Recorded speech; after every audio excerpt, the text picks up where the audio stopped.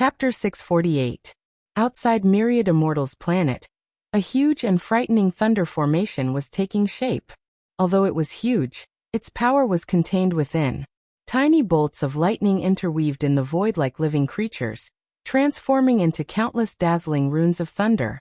Apart from the occasional beeping, there was no other movement in the void. The huge eye of heaven wrath slowly opened, and Lei Meng's figure was reflected in its deep purple-blue pupil. The endless acquired red yang energy of death in the red flaming nether ocean around Myriad Immortals' planet was constantly being absorbed by the thunder formation, gradually being injected into the eye of heaven wrath, turning into tiny red bolts of lightning and storing in the depths of the pupil. The acquired red yang energy of death within 10,000 miles could only be condensed into a tiny lightning bolt the size of a hair, which showed how powerful it was. 18 immortals clad in green Taoist robes stood in a row above the thunder formation. Each of these immortals had the demeanor of a transcendent being, and their eyes shone brightly like the stars in the night sky. There was a faint clear aura circulating around their bodies. It was obvious that they had cultivated Taoist magic to an extremely profound level. What they cultivated was the orthodox Taoist scriptures, which was not something that those miscellaneous wild fox Diana could compare to. The leader of the group of immortals was an old Taoist with white hair. With hands clasped behind his back, he looked at Myriad Immortals' planet with a gentle expression and said, "Junior brothers, we've been searching for more than a year, and this is the last of the 13 nests of evil demons recorded in the intelligence report. Am I right?" A young Taoist said with a smile, "Indeed. We've been running around for more than a year, and we're all tired. When we're done with this mission, we'll return to Green City and hand in the order. We'll be rewarded handsomely for this meritorious service." The group of immortals roared with laughter, each of them wearing a very proud expression. The old Taoist shook his head and sighed. "Those evil demons are very cunning. I'm afraid this flaming nether ocean was designed by them many years ago. If we hadn't gotten the detailed intelligence report this time, how could we have known that those evil demons were hiding here?" The youngest of the 18 immortals looked at the old Taoist curiously. "Senior Martial Brother Ju Cheng, where did these demons come from? On this trip, we have already destroyed 12 large planets. Including this planet, that will be 13. There are countless civilians on every planet. Do we have to bear the consequences of this slaughter?" The old Taoist Ju Cheng shook his head with a smile and said to the young Taoist, "What do you mean? Subduing demons and devils was a business that accumulated great merit. How could it be sinful? As for the origins of these demons, we'll have to start with our Qingqing ancestral master." The old Taoist Ju Cheng, who had the demeanor of an elder, was about to explain to his junior martial brothers about the origin of these demons, as well as the great harm they could cause to all heavenly realms, and the fact that if they were left alone, they could cause a great calamity that could wipe out all living beings. But before he could say anything, the eye of heaven wrath had sucked away all the acquired red sun death energy within a radius of millions of miles, and in the pupil was a thunder talisman the size of a rice bucket, glowing faintly and emitting no energy fluctuation. The thunder talisman had a good origin. It was called the 33 Heavens Purple Skies Primordial Clear Sound Divine Thunder. It was a core thunder pattern formed by the heavenly lord of the thunder sect, who controlled all the power of thunder in the world. It was a dharma artifact of the thunder sect that was passed down from the ancient times and gathered all the power of the 800 immortal lords under the thunder sect. The so-called core thunder talisman was actually a seed of thunder magic. Once it was stimulated, it could automatically extract the surrounding natural energy and inject it into the thunder talisman, which would eventually evolve into a terrible heaven wrath with a power so great that it could destroy a planet. The 18-old Taoist Ju Cheng and his companions had obtained 13 thunder talismans from their seniors, each of which could destroy a planet and wipe out all the living beings on it. If one of the thunder talismans missed its target, Ju Cheng and his companions would have to kill it themselves.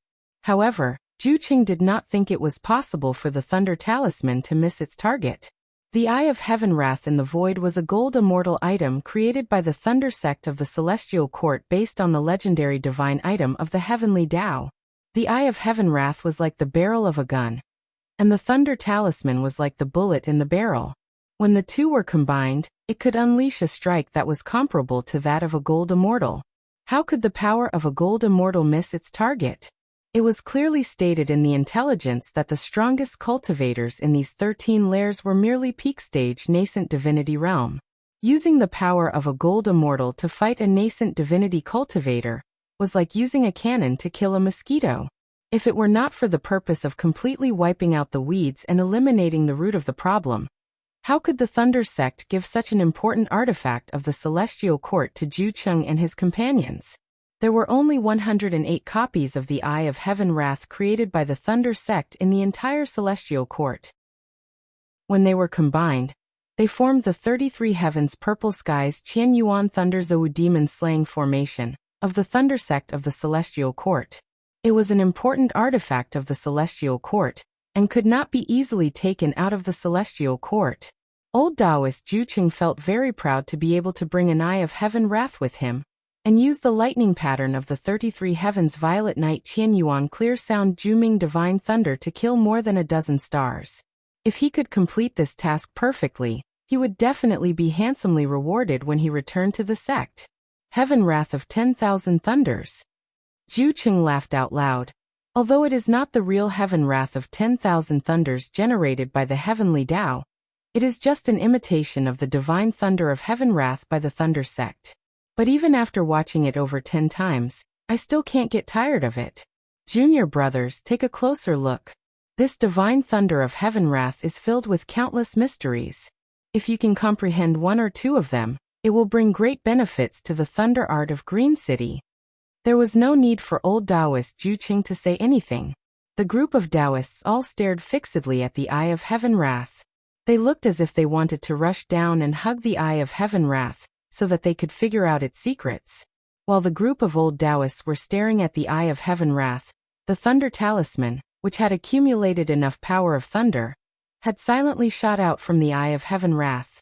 The Thunder Talisman had absorbed the acquired red Yangqi of death within a circumference of millions of miles, and the thunderbolts it condensed into were extremely violent and violent.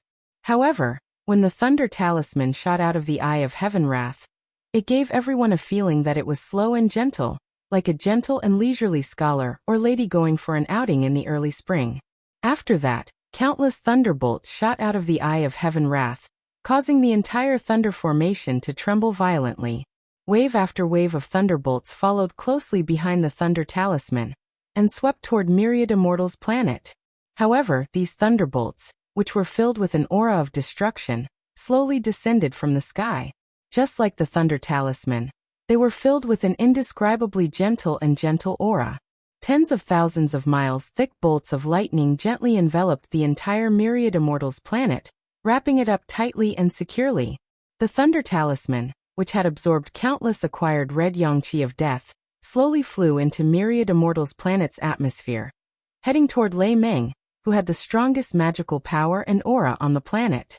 The tens of thousands of miles thick thunderbolts outside Myriad Immortal's planet began to compress inwardly, pressing closer to the ground.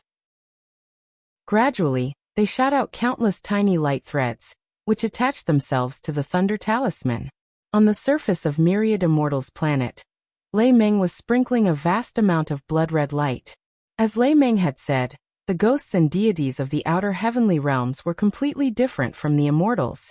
They devoured blood essence and souls, just like how humans ate food. It was their physiological need, and also the best way for them to improve their overall strength.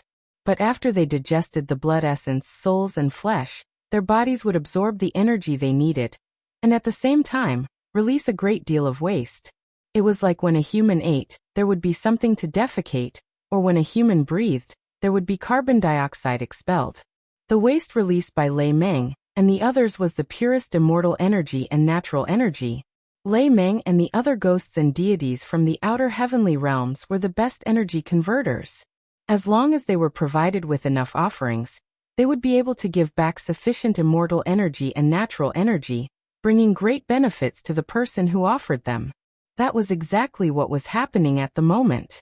Patriarch Jiang Yun and the other 30 immortals from the two sects were hovering in midair, with the blood-red light constantly fusing into their bodies. Their faces were filled with both pain and pleasure, and the immortal energy in their bodies was growing rapidly at a speed that they dared not even dream of. Especially after Wuxia had forcibly improved their cultivation base at the cost of his divine soul. Although the immortal energy was pouring into their bodies at an extremely fast speed, their immortal bodies were actually able to withstand the mighty immortal energy. Next to them were little Kair and Audiobook.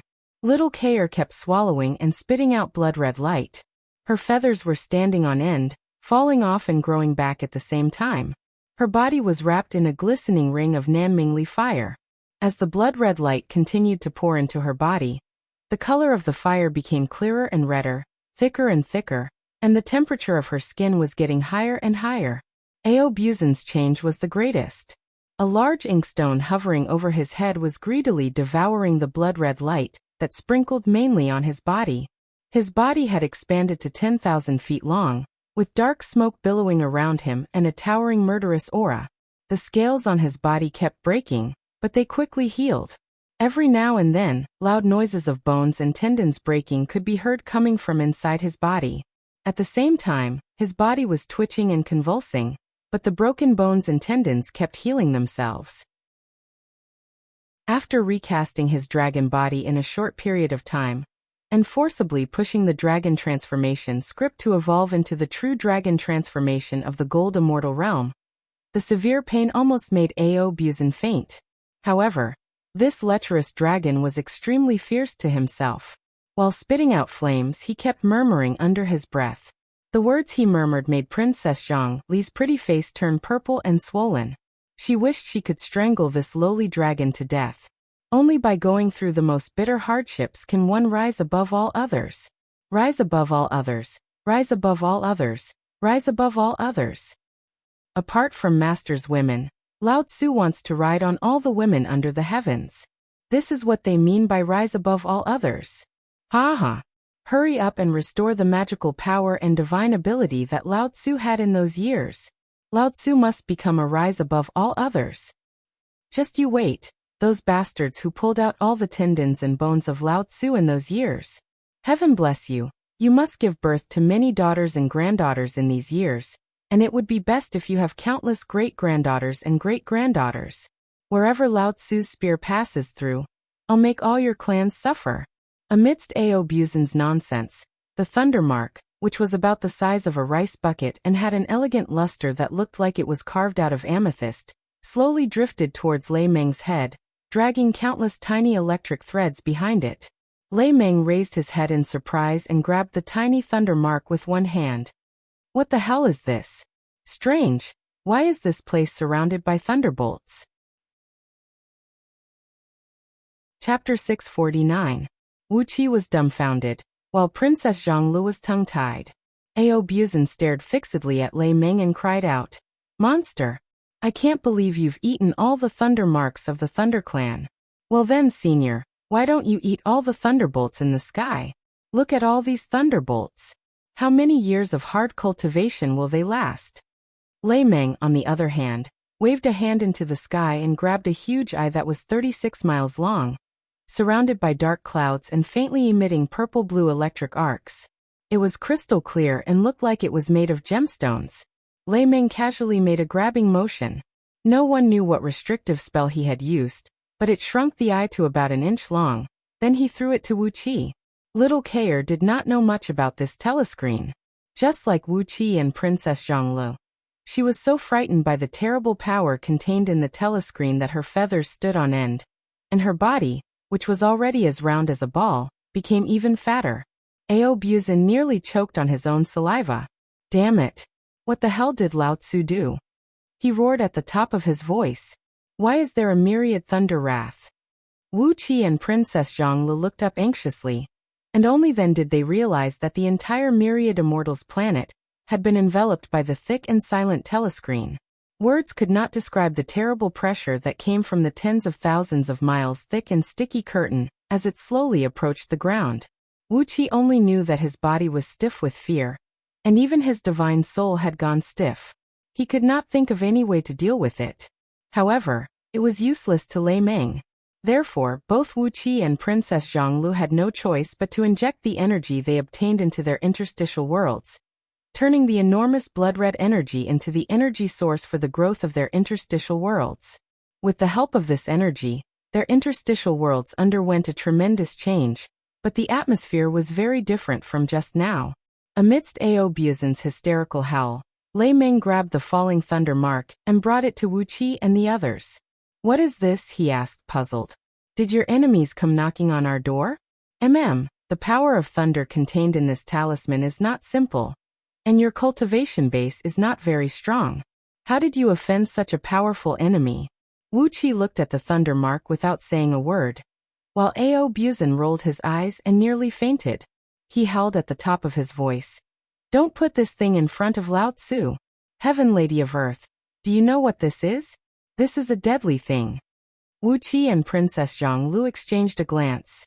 They knew very well that King Yongqiu's father's plan had been exposed, and someone was attacking King Yongqiu through the celestial court. Years ago, it was the people of Green City who had ruined King Yongqiu's father's plan. And now, it was the people of Green City who had come to uproot him. After pondering for a long time, they still could not figure out the identity of the person behind this. Wuqi and Princess Zhonglu exchanged a glance and shook their heads at the same time with a wry smile. It took Lei Meng less than the time it took to finish a pot of tea for him to absorb the electric curtain in the sky. After that, he swallowed it all in one gulp, then made a grabbing motion with one hand. The void shattered, and a dozen immortals clad in Taoist robes were pulled out from the void with cries of alarm. While laughing, Lei Meng swallowed a few of the immortals, who had fair skin and looked rather young. After that, he slapped Taoist Chung and the other two, who looked the oldest, in front of Wuqi. He could not believe that they had brought an Eye of Heaven wrath crafted by the Thunder Sect to destroy 13 planets inhabited by evil demons. Holding the Eye of Heaven wrath in his hand, Wuqi could not make a sound for a long time. There was no response from the telescreen. Wuqi's full force strike had merged into the screen, but it was like a drop of water falling into the vast ocean. It did not cause any ripples. The thick electric curtain continued to slide down slowly with an aura of destruction. Inch by inch, it was like the descent of night, wiping out all hope and time. Wuqi stood there stiffly, with cold sweat breaking out from all over his body like raindrops. The only thing worth investigating was, who had found out these secrets, and who had given them to the celestial court. Opening his mouth, Lei Meng sucked in a deep breath at the electric curtain that was slowly falling down from the sky. Amidst a shrill squeaking noise, countless electric arcs plunged into his mouth like streams of water. Wuqi exercised his chaotic divine eyes, and saw that after the lightning bolts rushed into Lei Meng's mouth, they were instantly teleported to the wasteland on the other side. Sitting cross-legged on the wasteland, Lei Meng's true form was performing a strange incantation gesture with both hands as all the lightning bolts kept pouring into his forehead. Lei Meng laughed heartily and nodded. "You're right. The thickness of the electric curtain here is 10,000 miles, roughly equivalent to the power of 300 years of my cultivation.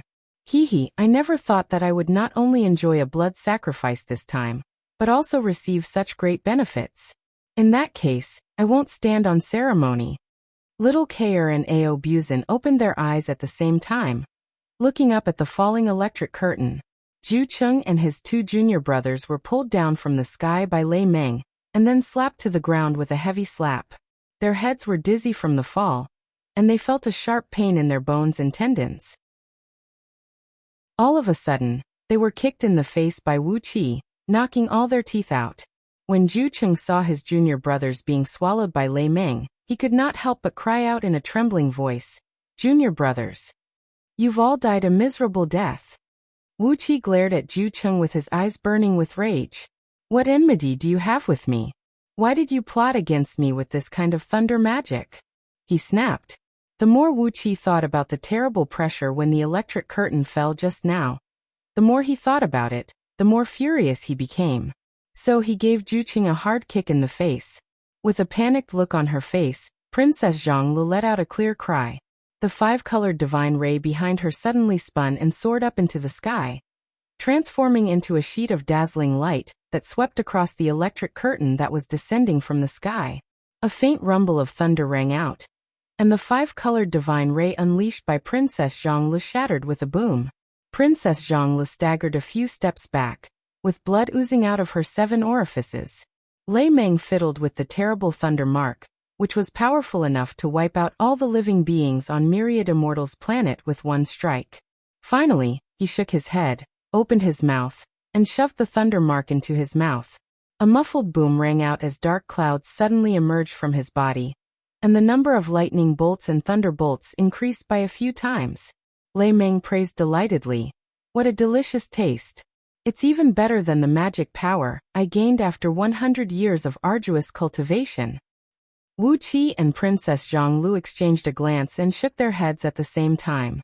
Audiobook was trembling with fear, and he was indeed a man with an extremely bad character. He was so scared that tears were coming out of his eyes, and his lower body kept farting one after another. It was as if he was scared out of his wits. He howled.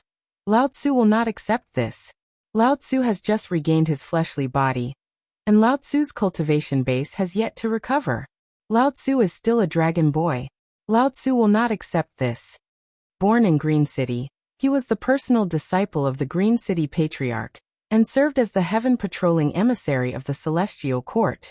Just like the embroidered uniform guards that Wuxia knew, the heaven-patrolling emissary was a special emissary sent by the great Celestial Emperor. In outer heavenly realms, he was one level higher than any immortal monarch or heavenly monarch, and had the power to kill first and report later. Completely out of instinct, Wuqi's stiff body suddenly swung his fist. Countless thunderbolts, a great sheet of cold air, a monstrous fiend flame, and a green saberhorn hurricane turned into a mass of chaotic energy and shot whistling up into the sky, smashing straight toward the curtain that was slowly pressing down from the sky. This treasure is interesting. It can absorb all the natural energy in the world, and use it to hurt people. Hehe, I Lei Meng, am the Lord of Lightning, born with a natal magical artifact. TSK, I have no use for this treasure, so I'll just give it to you as a reward for the blood sacrifice. Blinking his eyes, Audiobook suddenly burst into laughter. It's fine, it's fine. This is not the real Myriad Thunder Heavenly Tribulation, but a fake made by the Thunder Department of the Celestial Court. Hehe, this strike is at most equal to the full force strike of a 12th tier gold immortal. Haha, it is far weaker than the real Myriad Thunder Heavenly Tribulation. The real Myriad Thunder Heavenly Tribulation unleashed by the Heavenly Tao can even kill a primordial immortal. Wuxia and Princess Zhonglu exchanged a glance and smiled bitterly. Their cultivation base had reached the limit that their bodies could bear. What they needed now was not the accumulation of magic power, but the improvement of their cultivation base. Lei Meng had injected them with a large amount of blood-red light, which was transformed into a surging magic power that poured into their bodies like a great river. But in fact, it did not do them much good. The star shark blade flew up, and the heads of Zhu Cheng and his 2 junior brothers flew up into the sky in a stream of blood. 3 bloody immortal souls soared up into the sky and were about to flee. But a few ghost flames shot out from Princess Zhongli's fingertips and trapped them in midair. Shrill cries rang out from their souls. With the soul-searching technique of the Tao of ghosts and deities, Princess Zhonglu had squeezed out a great deal of memories from their souls. Had it not been for Wuqi, an anomaly who had turned the situation on Myriad Immortals' planet upside down, the emperors and ministers of the 6 dynasties would have long left the planet to develop themselves in the outside world. With the thunderous strike of Zhu Cheng and his companions, all the living beings on Myriad Immortals' planet would have been crushed to pieces, and all the arrangements made by King Yongqiu's father would have been turned to dust. In just the blink of an eye, a dazzling light burst out of Lei Meng's body, and his projection on Myriad Immortals' planet had grown twice as large as before, as if he had just eaten a great tonic. The blood-red light sprinkling down from his palms became several times denser. Not only did the blood-red light pour into the bodies of Patriarch Jiangyin and his companions, Audiobook, and Little Kair, but it also went into Wuqi and Princess Zhonglu with a deafening rumble. Zhu Cheng, who was coughing up blood, glanced around, and when he saw the blood in the pool of blood and the skeletons nearby, he could not help but scream. Blood sacrifice? How many people have you killed as a blood sacrifice for the fiends from outer domains? The Celestial Court has explicitly forbidden the blood sacrifice of fiends from outer domains. Are you really not afraid of the punishment from the celestial court? Wuxia grabbed Aobuzin by the neck and snapped, "Nonsense. Do we have any gold immortals here to defend against the full-force strike of a 12th tier gold immortal?" Laughing wildly, Lei Ming pointed at Zhu Cheng and the other two old immortals and said, "They are the ones who are playing tricks. Hee, if I were not here, this thunderbolt of theirs would have killed all the living beings here, and even this planet would have been destroyed. These three are the managers, and I won't stand on ceremony with the rest. You can consider the flesh and blood that you brought to me as your blood sacrifice." Aobuzin's long dragon whiskers straightened as he howled in a hoarse voice.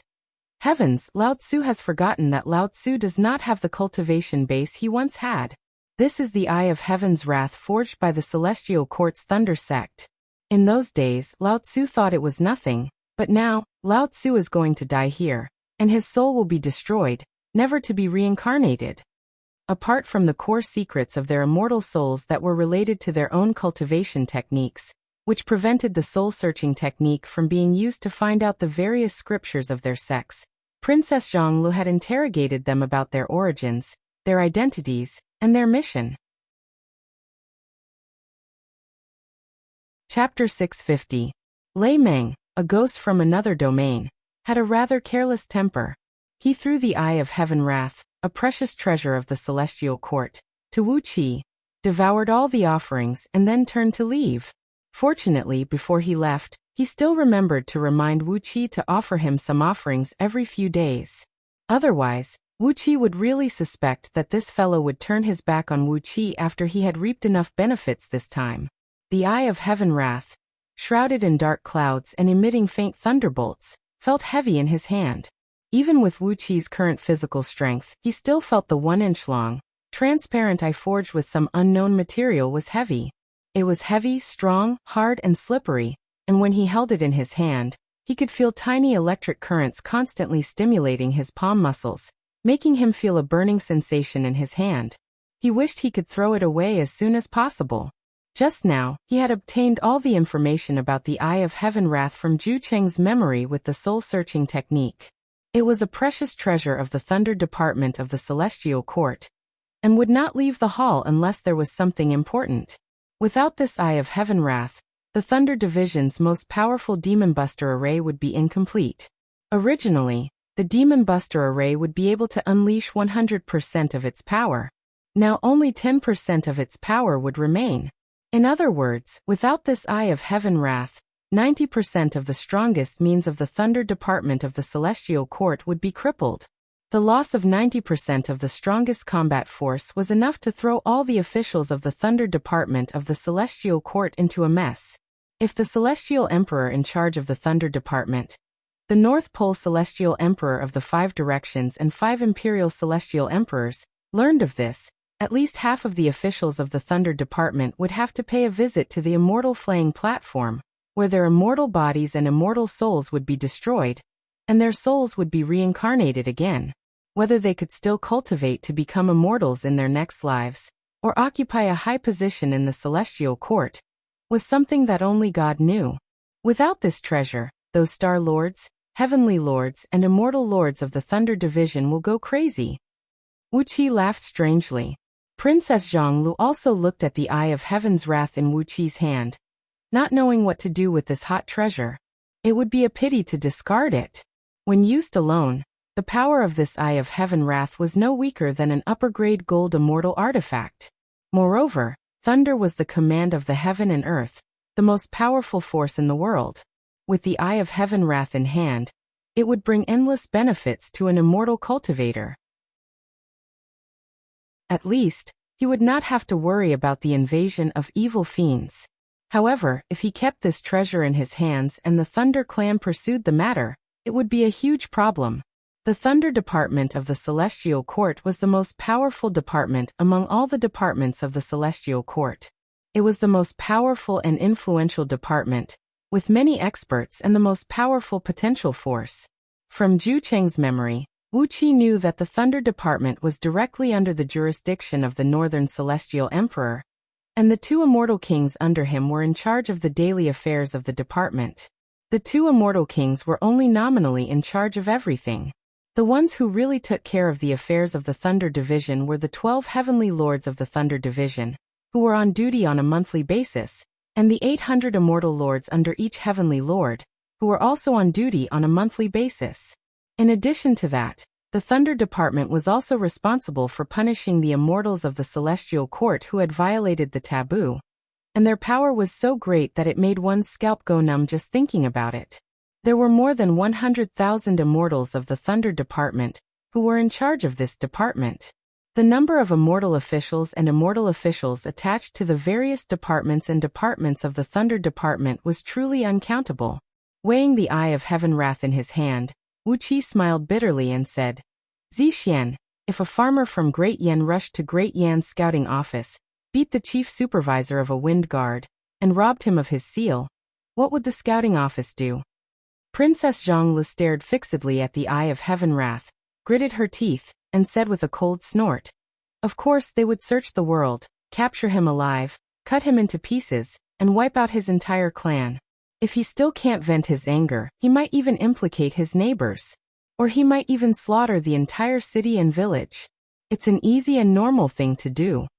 Holding the Eye of Heaven Wrath tightly in his hand, Wuxia said coldly, this is it. If the immortals of the Thunder Department learned that the Eye of Heaven Wrath was taken away, and the heaven patrolling emissaries they sent here were killed, we will be in big trouble. Pointing his finger at the sky, Wuxia said with a smile, Green City must have learned the news of Zhu Cheng's death by now, and perhaps they are sending an official report to the Heaven Lords in charge of the scouting office.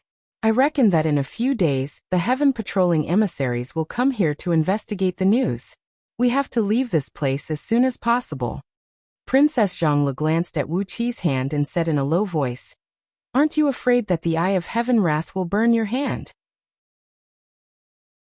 Wuxia shook his head and said coolly, how can I throw away the treasure that I have obtained? Lei Meng has broken all the restrictive spells in it, and all 1,080 tracking arrays have been completely broken. This treasure is ours now. How can I throw it away? A thief never returns empty-handed, and I will never return the treasure that I have obtained. A chaotic light swirled in Wuxia's left eye, and then a beam of hazy light shot out of it, slowly dragging the Eye of Heaven Wrath into Wuxia's eyes. He chuckled and said, my chaotic divine eyes can refine all kinds of natural energies and extraordinary treasures to improve themselves. When I refine this Eye of Heaven Wrath and fuse all its essence into my eyes will also have the divine ability of the Eye of Heaven Wrath, and I won't have to worry about exposing myself. Princess Zhongli nodded her head pleasantly. Smilingly, she looked at Wuxia's left eye, which had turned purplish blue. Carefully, she reached out her hand and touched the eyeball, where electric sparks were seeping out from time to time. Princess Zhongli was delighted that Wuxia had such a way to deal with the loot. Although they had only obtained one Eye of Heaven Wrath, Princess Zhongli had already begun to plan how to let Wuxia absorb all 108 Eyes of Heaven Wrath. After the blood sacrifice was completed, Wuxia immediately exercised his divine ability and destroyed all traces of the blood pool. Princess Zhongli had disturbed the surrounding void with her divine ability, so that no other immortals could find Lei Meng by following the traces of the blood sacrifice. After that, they began to extract the energy veins from Myriad Immortals' planet, using the same old method as Green Cliff Planet and White Cloud Planet.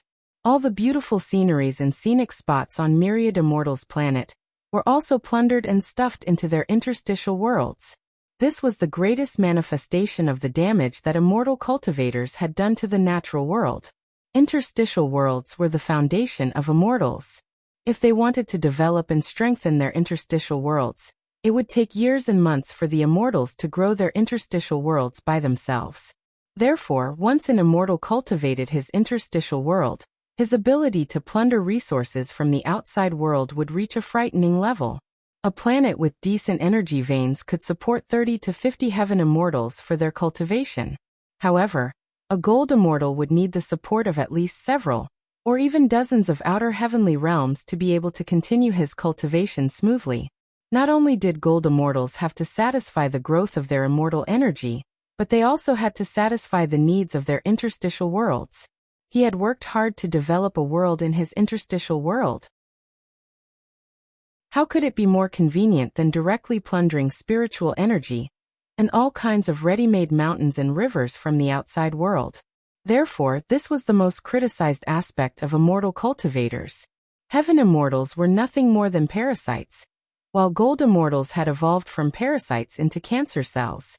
They plundered everything wantonly, which was something that the heaven and earth could not bear.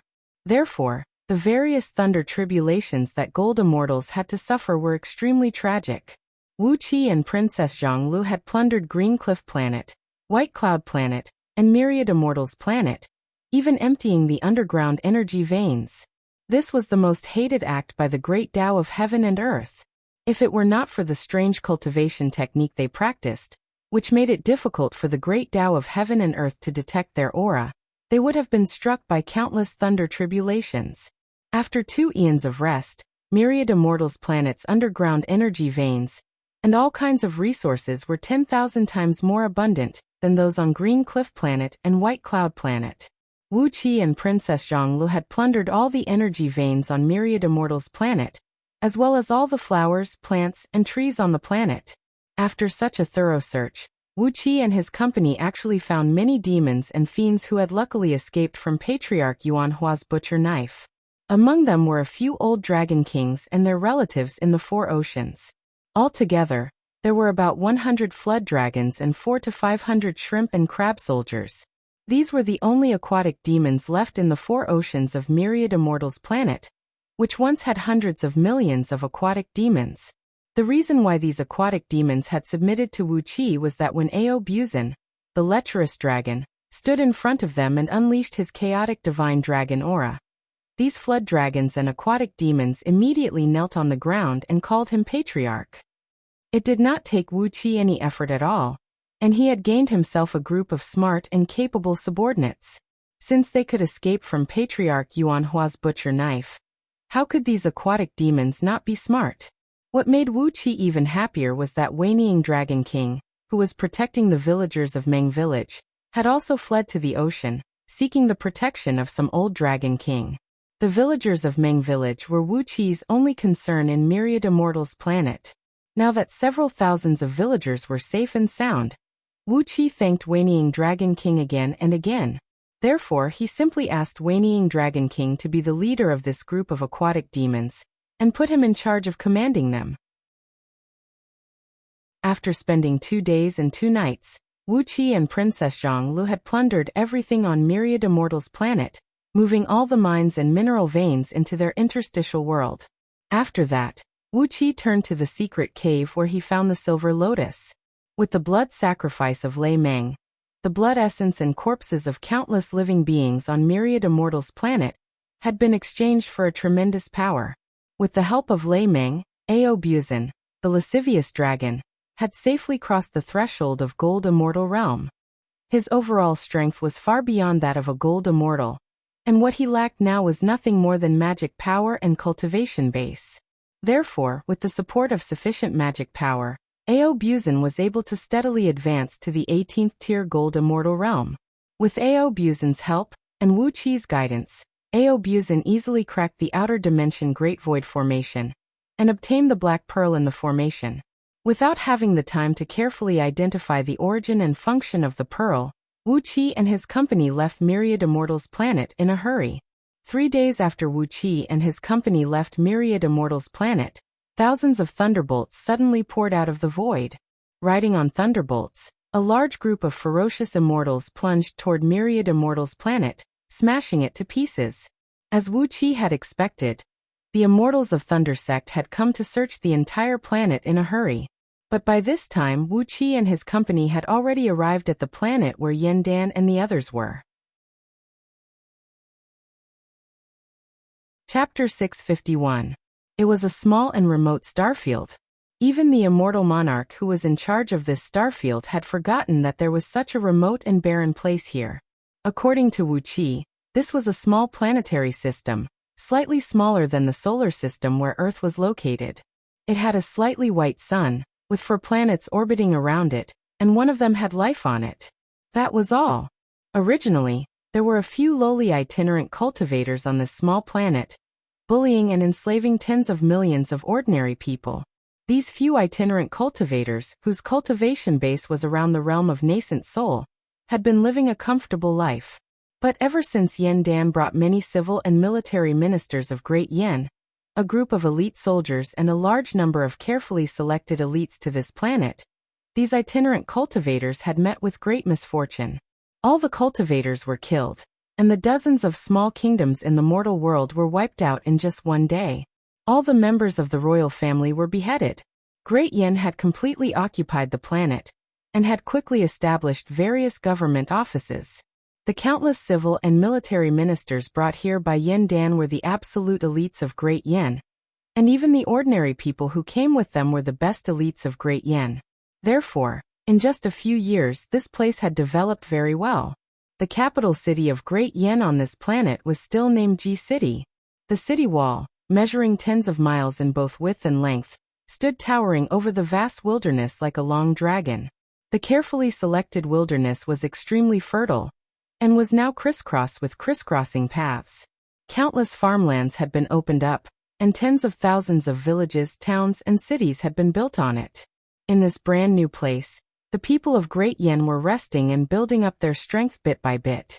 In the drill grounds of military camps of various sizes outside Ji City, groups of soldiers were practicing the body tempering technique of the human race that was brought back from Pangu continent. In outer heavenly realms, the mysterious purple mist was extremely rare, but because of the special nature of the cultivation technique of the human race, these soldiers who had just joined the army not long ago already had some overall strength, and looked like an elite army. Some of the more outstanding soldiers had tempered their bodies to the point that they could compete with body cultivators of Jin Dan realm. The efficiency of their cultivation was extremely amazing.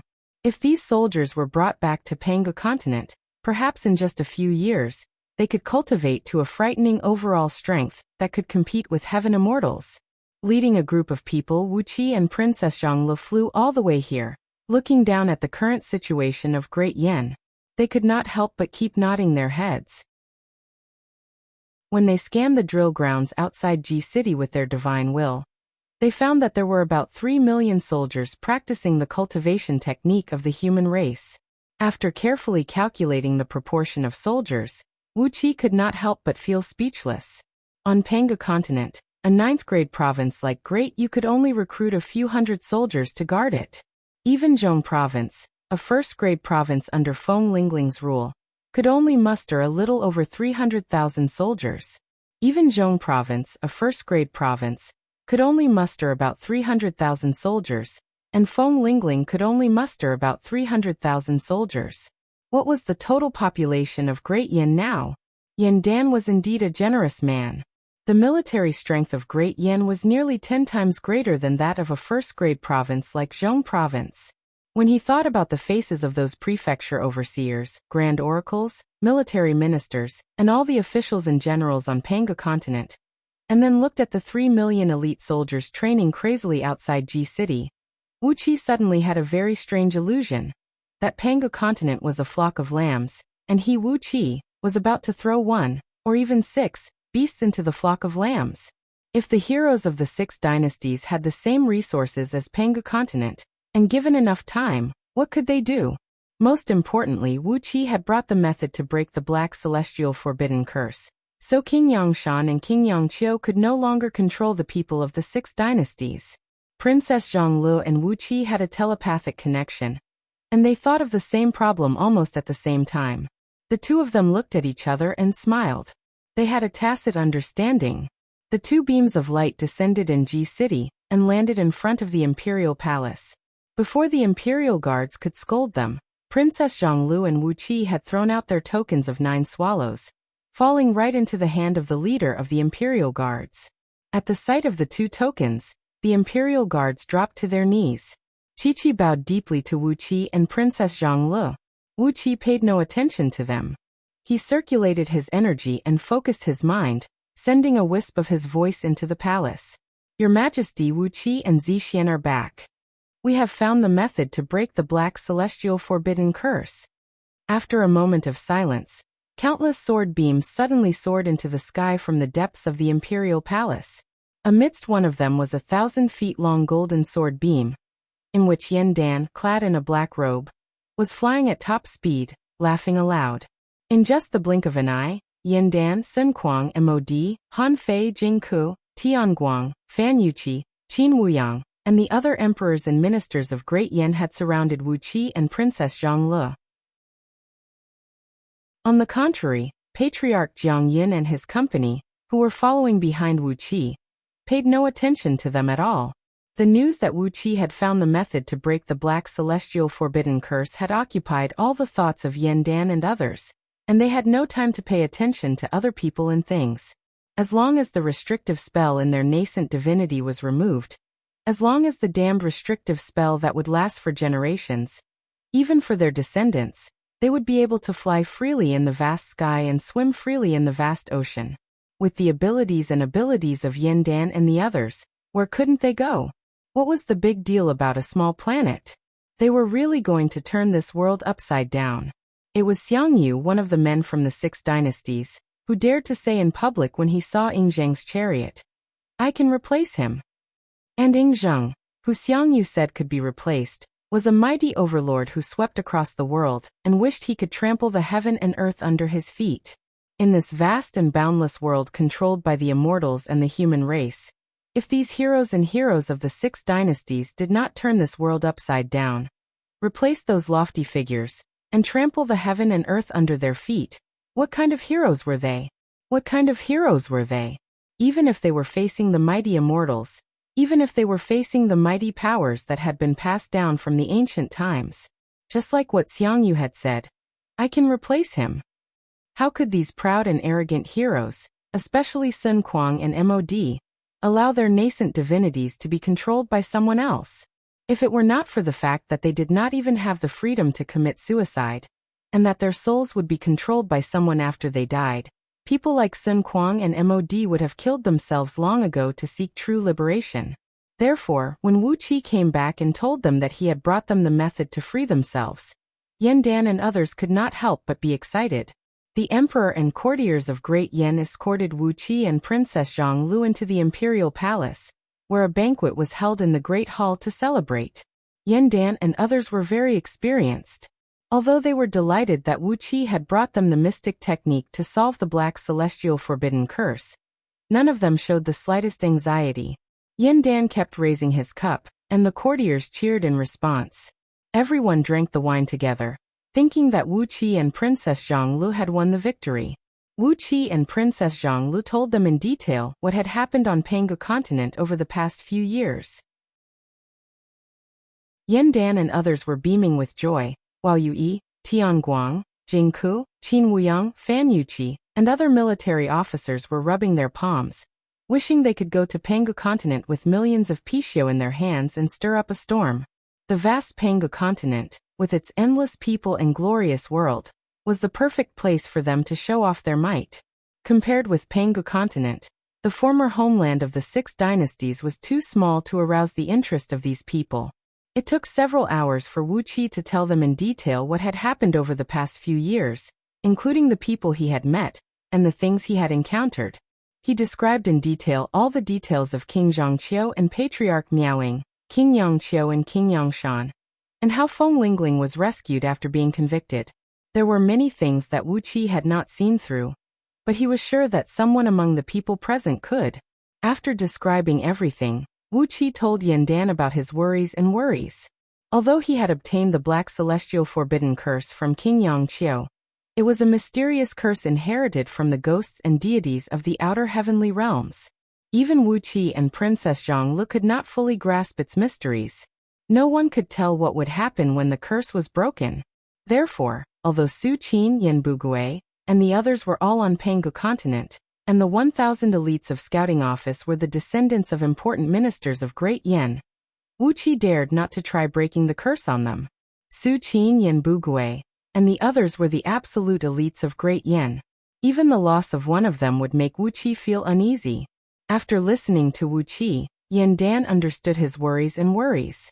Just as Yen Dan was about to say something, he clapped his hands lightly and gave a few orders in a deep voice. Before long, a few palace maids came out with a baby who was at most a month old. At the sight of the baby, Yen Dan narrowed his eyes and said nothing. The faces of all the civil and military officials in the hall turned unsightly. Chi-Chi turned to look at Yan Dan. Sun Kuang and Mod rose to their feet and wanted to say something to Yan Dan, but Yan Dan waved his hand and did not allow them to speak. Wuxia, it's him. He is. His facial muscles twitched as Yan Dan gritted his teeth and said, he is the bloodline of the Yan clan. We haven't had the time to name him. If anything happens to him, it will not hurt Great Yan. It's him, right? Not allowing any objection from the courtiers in the hall, Yan Dan snapped. That's it. All of you are the pillars of Great Yan. How can anything happen to you? Even if he is the bloodline of the imperial clan. Let him die. The corners of Sun Kuang and Mod's mouths twitched. As they took a step forward and were about to say something, Wuxia had already pointed his finger out and cast a beam of black light onto the baby's forehead. Suddenly, a gust of chilly wind rose into the air, and a plume of dark smoke rushed out of the baby's body. Chapter 652. When the dark mist sprayed out, the bodies of all the emperors and ministers of Great Yan in the Great Hall trembled at the same time. Whether it was Yan Dan, Sun Kuang, or the juniors of Great Yan imperial clan who were serving in the Great Hall, or the descendants of various powerful clans, all of them fell limply to the ground, unable to move. In the Great Hall, only Wuxia and his companions could stand firmly where they were. As for the few palace maids who came out with babies, although they were not affected by the black celestial forbidden curse, and were just ordinary girls selected by the common people, the cold air in the dark mist was so strong that it contained an evil force that could corrode one's soul. Unable to withstand the cold, the few palace maids fell to the ground twitching, and before long, they were no longer breathing. As the souls of these palace maids were sucked out by the dark mist, they were actually dead people. However, their bodies were indeed still alive. They were still warm and fragrant, and they were still the same beautiful women. But they were only alive with their fleshly bodies, and their souls were long gone. Ao Buzin had shrunk to 3 inches long, lying on Wuqi's shoulder like an earthworm. The purple inkstone, which had shrunk to the size of a green bean, was moving in and out of his mouth, while his 2 furtive eyes were staring at the dark mist in front of him. He was murmuring under his breath, and no one knew what he was talking about. The baby, who was only about a month old, floated up from the arms of the palace maid who had fallen to the ground. The swaddling clothes on his body were corroded by the dark mist, turning into pieces of decaying dust in just a blink of an eye. A strange evil gleam shone from the naked baby's eyes. His pupils slowly dilated, and in just the space of a breath, the once black and white eyeballs had turned pitch black. The bizarre eyes stared at Wuqia from head to toe, and Wuqia could not help but feel a chill rushing up from under his feet, making him feel cold all over. Fearing that the baby would do something to hurt the people, Wuqi's index finger sprayed out a large sheet of black light that flowed like water, condensing into thousands of black runes the size of ants, and attaching them to the bodies of the people in the Great Hall. These primordial runes could disperse all evil spirits and devils. They were great divine abilities used by ancient cultivators to protect their primordial spirits from being invaded by external devils. The baby chuckled weirdly, then slowly raised his fair and tender hands, clapped his hands and praised. It's been a long time since I last saw such authentic primordial spell symbols. What kind of crappy stuff are those human oracles using nowadays? They refuse to learn the good things left behind by their ancestors, and insist on learning those inferior things that they have modified. With a soft sigh, the baby shook his head and said, "Each generation is worse than the previous. You, on the other hand, are very interesting. You actually obtained the orthodox immemorial runes inheritance. Grand and simple, a single character could end life, a single character could end death, a single character could break through the void, and a single character could create a world. These primordial runes were the Daos that the ancient people used to fight against the innate gods. I really can't be bothered to talk about those talismans nowadays." The baby's voice was soft and delicate, like the meowing of a newborn kitten.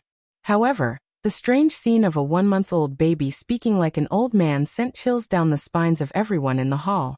Wuqi's heart was racing as well. He took Princess Zhongli's little hand and shielded her behind him, then took a step forward to approach the baby and cried out in a deep voice, "Are you Lao Ai, the celestial fiend from the outer heavenly realms?" With a wave of his hand, the pot of wine in front of Yin Dan flew into his hand. The little man took a sip of wine from the spout of the pot and smacked his lips in enjoyment. Then he said in a lukewarm tone, "Yes, I am Lao Ai. You want to break the black celestial forbidden curse, don't you?" After a moment of silence, Wuxia nodded and said, "Yes. Are you the one who taught the black celestial forbidden curse to King Yangshan?" Lao Ai leisurely drank all the fine wine in the wine pot, then casually threw the wine pot on the ground and smashed it into pieces. After stretching himself, he floated in midair and sat cross-legged comfortably on a cloud of black mist. Holding his chin with both hands, he looked at Wuxia and said with a smile, "I taught him the black celestial forbidden curse. It's a mystic technique that I taught him." Staring at Lao Ai, Wuxia clenched his teeth and asked, "I used the technique to undo the curse. Why did you do this?" Lao Ai looked at Wuxia innocently, then curled his little lips and complained, "What did I do?" Glaring at Lao Ai, Wuxia said in a deep voice, "Why did you come here? Why did you possess this boy's body? Why did you take the lives of those mates? Why didn't you let me undo the curse?" A five-colored divine ray burst out from Princess Zhongli's back, which abruptly transformed into 5 swords that wheeled rapidly behind her. As the swords spun, an ear-splitting sword cry rang out in the great hall. A bright gleam flickered in Princess Zhongli's eyes as she stared fixedly at Lao Ai, as if she would strike and kill him at the slightest disagreement.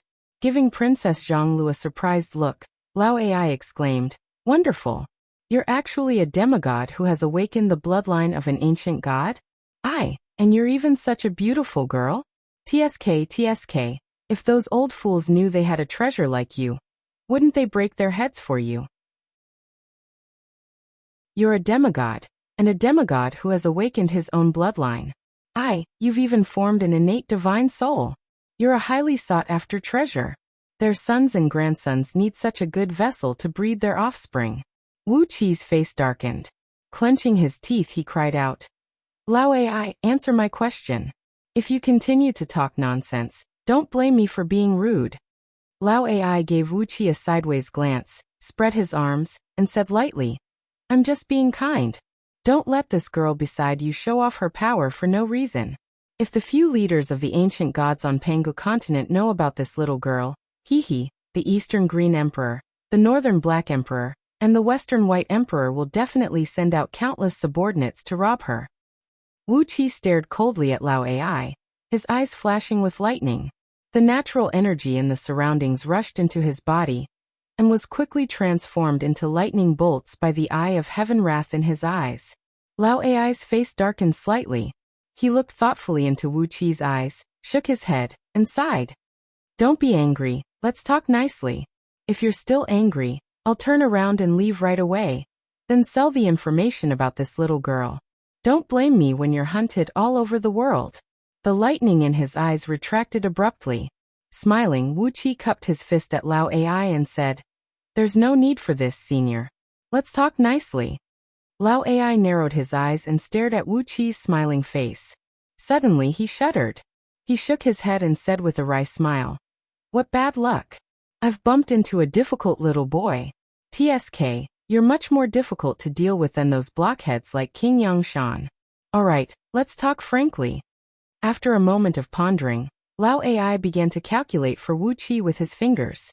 The Black Celestial Forbidden Spell was a restrictive magic Mo had taught him after one of King Yangshan's blood sacrifices. It was a small part of a strange cultivation technique Mo had picked up from the battlefield of many ancient almighty experts after one of the ancient catastrophes. It was called the Black Celestial Forbidden Mantra, which focused on the tempering of the innate divine soul. It was bizarre, unpredictable, and shockingly powerful. But the Black Celestial Forbidden Mantra was completely different from Lao Ai's own cultivation path. Lao Ai had tried to cultivate the Black Celestial Forbidden Mantra and nearly became a lunatic. As a result, the Swan and I mantra became Mo's private collection. After King Yangshan sacrificed 3,000 heaven immortals with cultivation bases to Mo at one time, Mo's power was greatly increased, and he gave him a huge amount of natural treasures so that he could forge a natal fiend weapon. After he successfully killed an old enemy in the outer heavenly realms, Heimo taught the Swan and I mantra to King Yongshan as a reward. The Black Celestial Forbidden Mantra was mysterious and complicated, and once it was controlled by Lao AI, it was extremely difficult to break. When King Yongshan received the legacy of the Black Celestial Forbidden Mantra, he and Lao AI had agreed that once someone broke the mantra, that person's soul would be offered to Lao AI as a sacrifice. For so many years, no one had ever used the mystic technique to break the mantra. Therefore, as soon as Wuxia was chanting an incantation gesture to break the curse on the baby's soul, Lao AI, who had sensed the aura of the curse, immediately followed it and arrived. You can't blame me for this. It's a pact between King Yongshan and me. Lao AI laughed, counting on his fingers. Over the years, at least millions of people have been sealed by him with the Black Celestial Forbidden Mantra. Haha, those people have countless descendants. If their souls are all harvested by me, then my strength will at least double. He took a deep breath, then turned to Wuxia with a smile and said, frankly speaking, King Yongshan will never release those people he has sealed. However, he couldn't guarantee that the method to break the Black Forbidden Soul curse wouldn't be leaked. That's why he made a contract with me. As long as someone breaks the curse on someone, the soul of that person will be my sacrifice. When they heard this, Yandan and the others could not help but curse in their hearts at the same time. The grumpy Fan Yuqi even broke out into curses, cursing King Yongshan's 18 generations of ancestors crazily. Lao AI gave Fan Yuqi a sideways glance and said with a cold grin, curse as much as you want. It's very likely that King Yongshan's 18 generations of ancestors were your ancestors thousands of generations ago. Hehe, you are all human beings, and all human beings originate from Pangu continent. Diyu in Liangzhu is the place where the ancestors of the human race ruled. Go ahead and curse. Curse your own ancestors. The more pleasant the curse, the better. Fan Yuqi gritted his teeth and kept his mouth shut. Swanee was laughing so hard that she almost fell off the black cloud. Wuxia exchanged a helpless glance with Yandan, then said with a wry smile, so, what do I have to do to break the curse on them? As soon as Wuxia broke the curse on the baby, Lao AI immediately followed his aura and arrived. Wuxia was sure that Lao AI must have done something to the Black Celestial Forbidden Curse, and perhaps the fate of all the imprisoned people had been in his hands all along. In Swanee's eyes, all the people who were imprisoned by the Swan and I Celestial Forbidden Curse were fat sheep. Therefore, when someone started to break the curse, he immediately rushed over to harvest their souls. What a scoundrel! Wuxia cursed in his heart. Lao AI looked left and right, pondered for a long time, and then suddenly looked at Wuxia with a little embarrassment. That's easy. You just need to offer 10 people as a blood sacrifice for one soul. Lao AI smiled and made a hand gesture. I don't care about the grudge between you and King Yongshan. 10 people for one soul, that's a fair price. Wuxia clenched his teeth, while the faces of Yandan and the others flickered. There were countless members of the Imperial clan and powerful clans in Great Yen, and the total population was more than 1 million. How many people would be killed for such a blood sacrifice? But Wuxia gritted his teeth, stamped his foot, and agreed to it on the spot. Chapter 653. Wuxia stamped his foot and agreed to Heimo's offer. He would exchange the blood essence and souls of 10 people for the release of one person from the Black Celestial Forbidden Curse. He would carry out a large-scale blood sacrifice to satisfy Heimo's appetite, so that all the emperors and courtiers of Great Yen could be freed from the deadly curse. The possessed baby chuckled, rubbed his hands satisfyingly, and nodded delightfully, agreeing with Jihao's plan. Wuxia was very generous, and Heimo thought he was a straightforward man. Although he had a contract with King Yongshan that once someone broke the curse for the imprisoned person, that person's soul would become his Lao AI's possession. But since the souls of these people actually belonged to him, it was a good deal to exchange the soul and blood essence of 10 people for the soul of one person. Heimo suddenly cried out as he wagged his finger. He solemnly reminded Wuxia that the condition just now had a supplementary clause. If the person imprisoned by the black celestial forbidden curse was a mortal, then the blood essence and souls of 10 mortals could be exchanged for his freedom. But if the imprisoned person was a cultivator, then the blood essence and souls of 10 cultivators with the same cultivation base would be needed to break the curse. Logically speaking, if the imprisoned person had the cultivation base of a heaven immortal, then the blood essence and souls of 10 heaven immortals would be needed to free him from Heimo's control. Heimo's little face twitched as he stared at Wuxia and said, "The condition is fair and reasonable, isn't it?" Glaring angrily at Heimo, Wuxia clenched his teeth and agreed to the condition. Fortunately, among the members of Great Yan's imperial clan and many civil and military officials, there were not many who had broken through the realm of heaven immortals. Only Yandan, Sun Kuang, Su Qin, MOD, and a few other important ministers had made the breakthrough, while the rest were still far from the realm of heaven immortals. As a general of Du, Wuxia alone had imprisoned hundreds of immortals in the dungeon of East Sea City.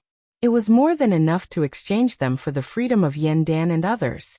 As for the lives of ordinary mortals, they were also easy to obtain. When the Great Yu army wiped out a colony of itinerant cultivators, all their servants and maids would be banished to slavery. Or when they encountered some tyrannical generals, all the servants would be killed on the spot. An accomplished itinerant cultivator often had more than 10,000 mortal servants under his command. Now tens of thousands of itinerant cultivators were killed every day on Pangu continent, and the number of mortals who were implicated in the war was more than hundreds of millions. Seeing Wuxia gritting his teeth and agreeing, Lao Ai laughed so hard that his saliva even spurted out from his mouth. While giggling, faint black ripples spread out from his body. He casually pointed a finger at a scouting officer standing in a corner of the hall, and with a cry of surprise, he leaped into the air. Lao Ai changed his hand incantation gesture and murmured an incantation under his breath. All of a sudden, a sheet of black light burst out from the top of the scouting officer's head, within which a soul could be vaguely seen. Countless black threads of light darted out from the soul, and in a blink of an eye, the man's soul became transparent and bright, without any impurities. Clapping his hands, Lao Ai smiled and said, "Here is the sample. All the restrictive spells have been removed, and there is no longer any obstruction. Prepare the offerings, I mean what I say." After a brief moment of pondering, Lao Ai nodded and said, "If you can offer me enough offerings, I will teach you the Sutra Divine Scripture." Wuxia looked at Lao Ai with a puzzled expression.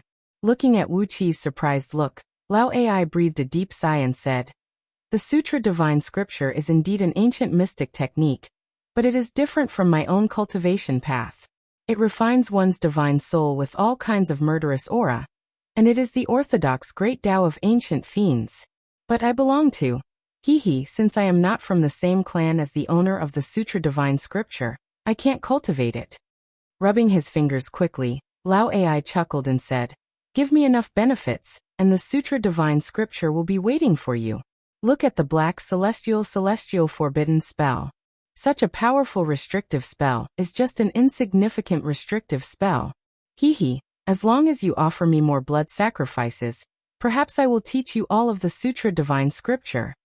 Wuxia looked at Lao Ai's sneaky and unreliable smile, and for some reason he suddenly thought of the term Devil's Temptation. He found it strange that King Yangshan and King Yangqiu had given him too few offerings. The Sutra Divine Scripture was a cultivation technique of an ancient innate fiend god, and it was extremely precious. Why did he only teach King Yangshan the black celestial forbidden spell? There was something strange about it, something very, very strange. As Wuxia did not know Lao Ai's character, he dared not to agree to his condition. While trying to change the topic, Wuxia and Lao Ai agreed on a rough time for the blood sacrifice. It would take Wuxia a few months to take Yandan and the others to Pangu continent. Once there, he would have enough offerings to offer to Lao Ai, which would be enough to satisfy his request.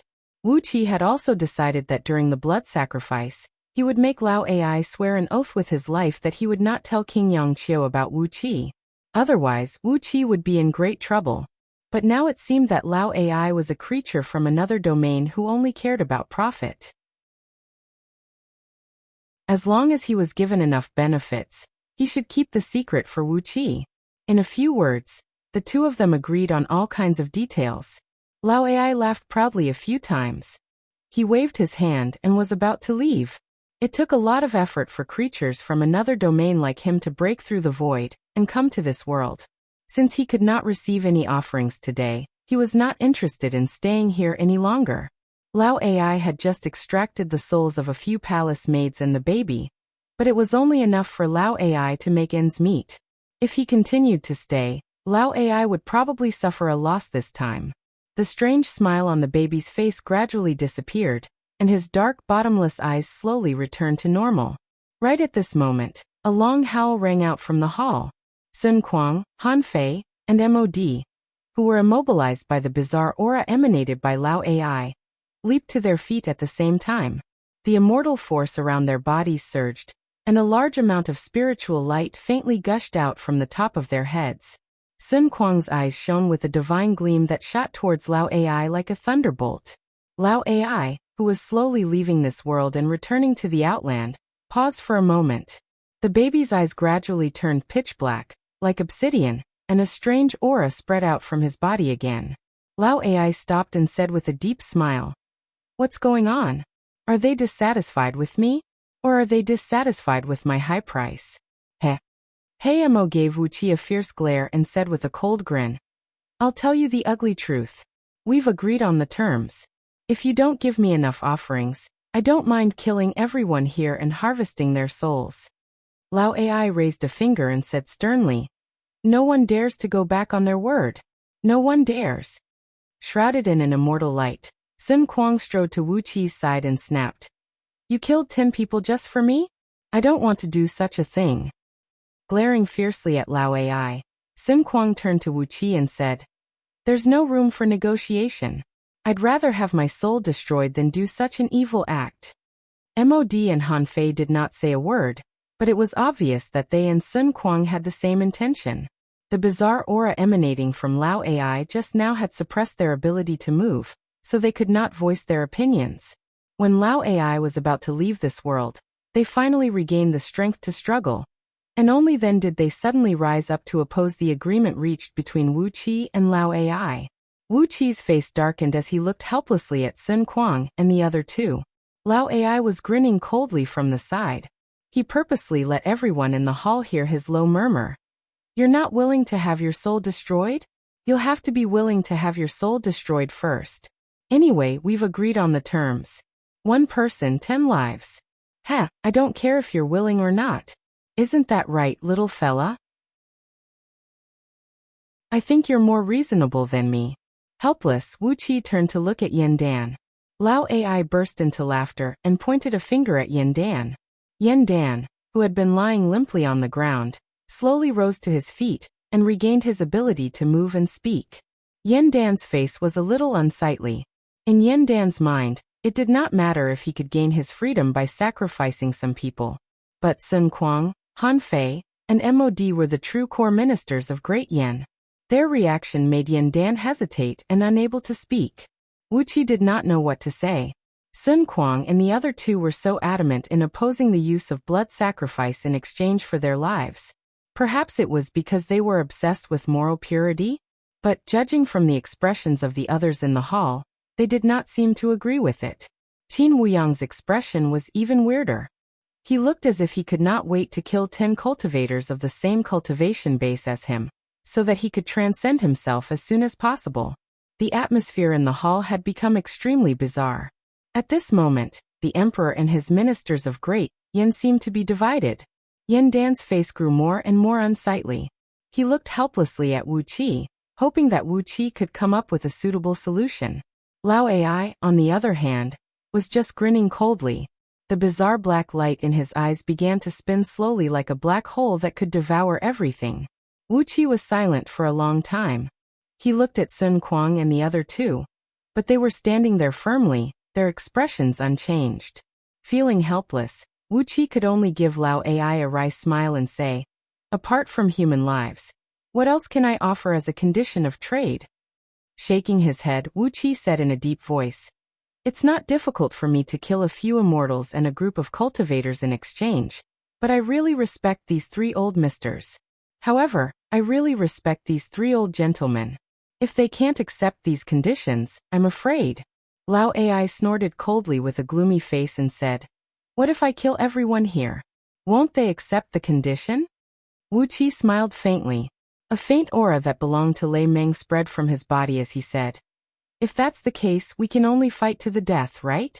It seems that as long as I pay a great price, wars can break out between the ghosts and deities of the outer domains. And this kind of war is not rare, is it?" Lei Meng's aura startled Lao Ai. He gave Wuqi a horrified look, bowed his head, and pondered for a long time before nodding slowly. "A huge amount of natural treasures. A huge amount of natural treasures produced in this world of yours. Don't try to fool me with ordinary things. You must give me good materials that I can use to craft weapons. Don't try to fool me with ordinary things. I'm afraid you don't want something else." Lao Ai offered a new condition, and Wuqi hastily agreed. The expressions of Sun Kuang and the others suddenly relaxed, and even Yan Dan smiled happily. Chapter 654. Perhaps, when those Frankenstein who unleashed the terrible beast of nuclear weapons on Earth saw the first nuclear bomb explode in the wilderness, their thoughts were exactly the same as Wuqi's today. "Are you robbing us?" Finally, it was Chu Ping who let out a long, trembling roar, speaking out the thoughts that were in the minds of most of the people present. Ma Yi's face suddenly turned extremely strange, while Wuqi burst out laughing. With a teleportation, he had arrived in the great meeting hall of the Imperial Palace. The letter of credence simply asked one question. "Are you interested in the method to dispel the Black Celestial Forbidden Curse?" The emperors of the 6 dynasties were exchanging glances with each other, and the strange smiles on their faces sent a chill down one's spine. Puffing out his chest, Wuqi faced the pressure from these heroes of the 6 dynasties head-on, glancing around fearlessly and nodding at everyone. Apart from Yan Dan, the other emperors of the 5 dynasties stared at Wuqi as if they were looking at a ghost, especially Ing Zheng and Wei Wuji, who wished they could draw their swords and hack Wuqi to death. The emperors of the 6 dynasties sat in a row on the cloud platform in front of them, while the famous ministers of the 6 dynasties filled the spacious hall. Everyone had their eyes fixed on Wuqi, who had suddenly appeared. The air in the hall was almost frozen, as if it had been compressed into an iron plate, pressing down heavily on everyone's heart. Could Wuqi really dispel the Black Celestial Forbidden Curse? A vicious thing that could wake the emperors and ministers of the 6 dynasties from nightmares from time to time? It was as if Lao Ai did not see the bitter expression on Wuqi and others' faces. With a straight face, he listed out the number of rare and precious materials, as well as the number of materials that could be used to replace the curse, and then went home happily, leaving behind a shriveled body of a baby. Before leaving, Lao Ai also kindly reminded Wuqi and others that if they could find 3 to 5 innate spirit treasures, he could make an exception and free the emperor and ministers of Great Yen.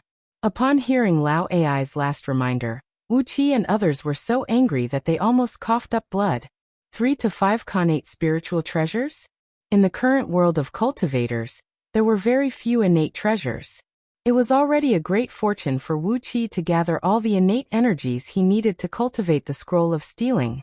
What he needed was just innate energies, not innate treasures that had taken shape. Innate spirit treasures were spirit treasures condensed from innate energy, and evolved by the heaven and earth. Ordinary people had never seen them before, yet Lao Ai needed 3 to 5 innate spirit treasures to release the emperor and his ministers.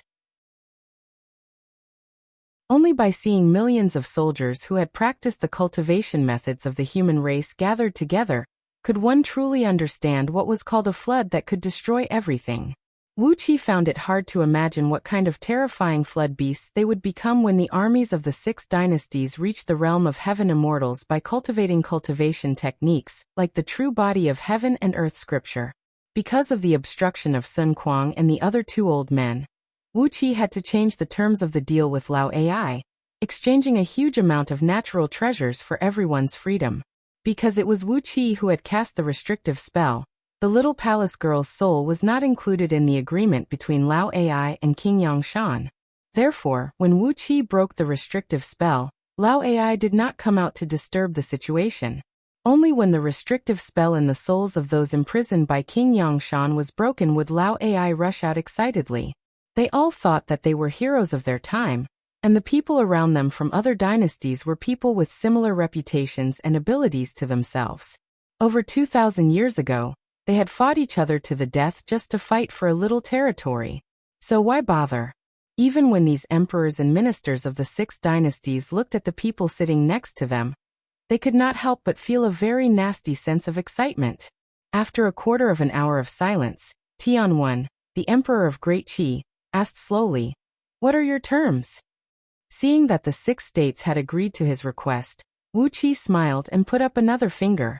The 6 states will sign the Treaty of Eternal Alliance and become a brotherhood. We will go to Pangu continent together to manage our territory, help each other, and advance and retreat together. I believe you all know what kind of place Pangu continent is.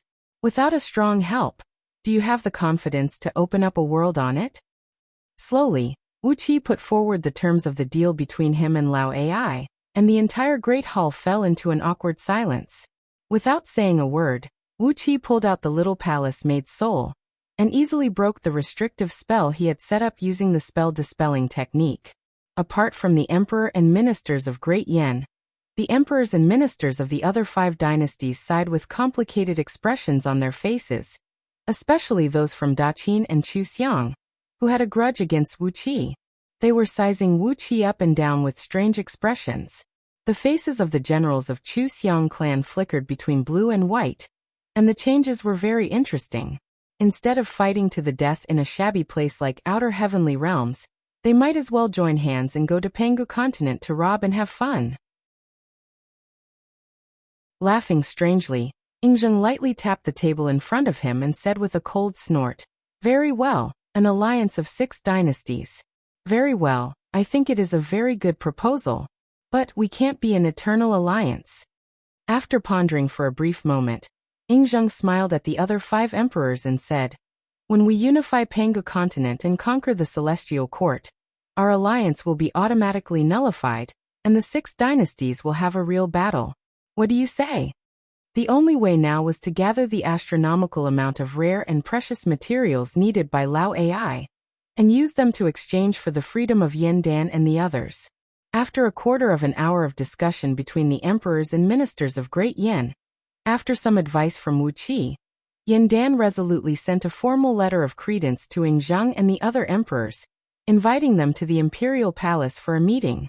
In that case, please go back and check your storerooms, and see how many treasures you still have in storage. Then he pointed his finger out. Amidst the group of palace girls serving behind the emperors, a petite and beautiful little palace girl screamed and flew up into the sky, hovering in front of Wuxia. Then, Wuxia slapped the little palace girl on the forehead, and pulled out her soul in front of everyone. After that, countless wisps of black smoke swirled around Wuqia's fingertips, which he condensed into thin threads and turned into long needles, then carefully pierced into the little palace girl's soul.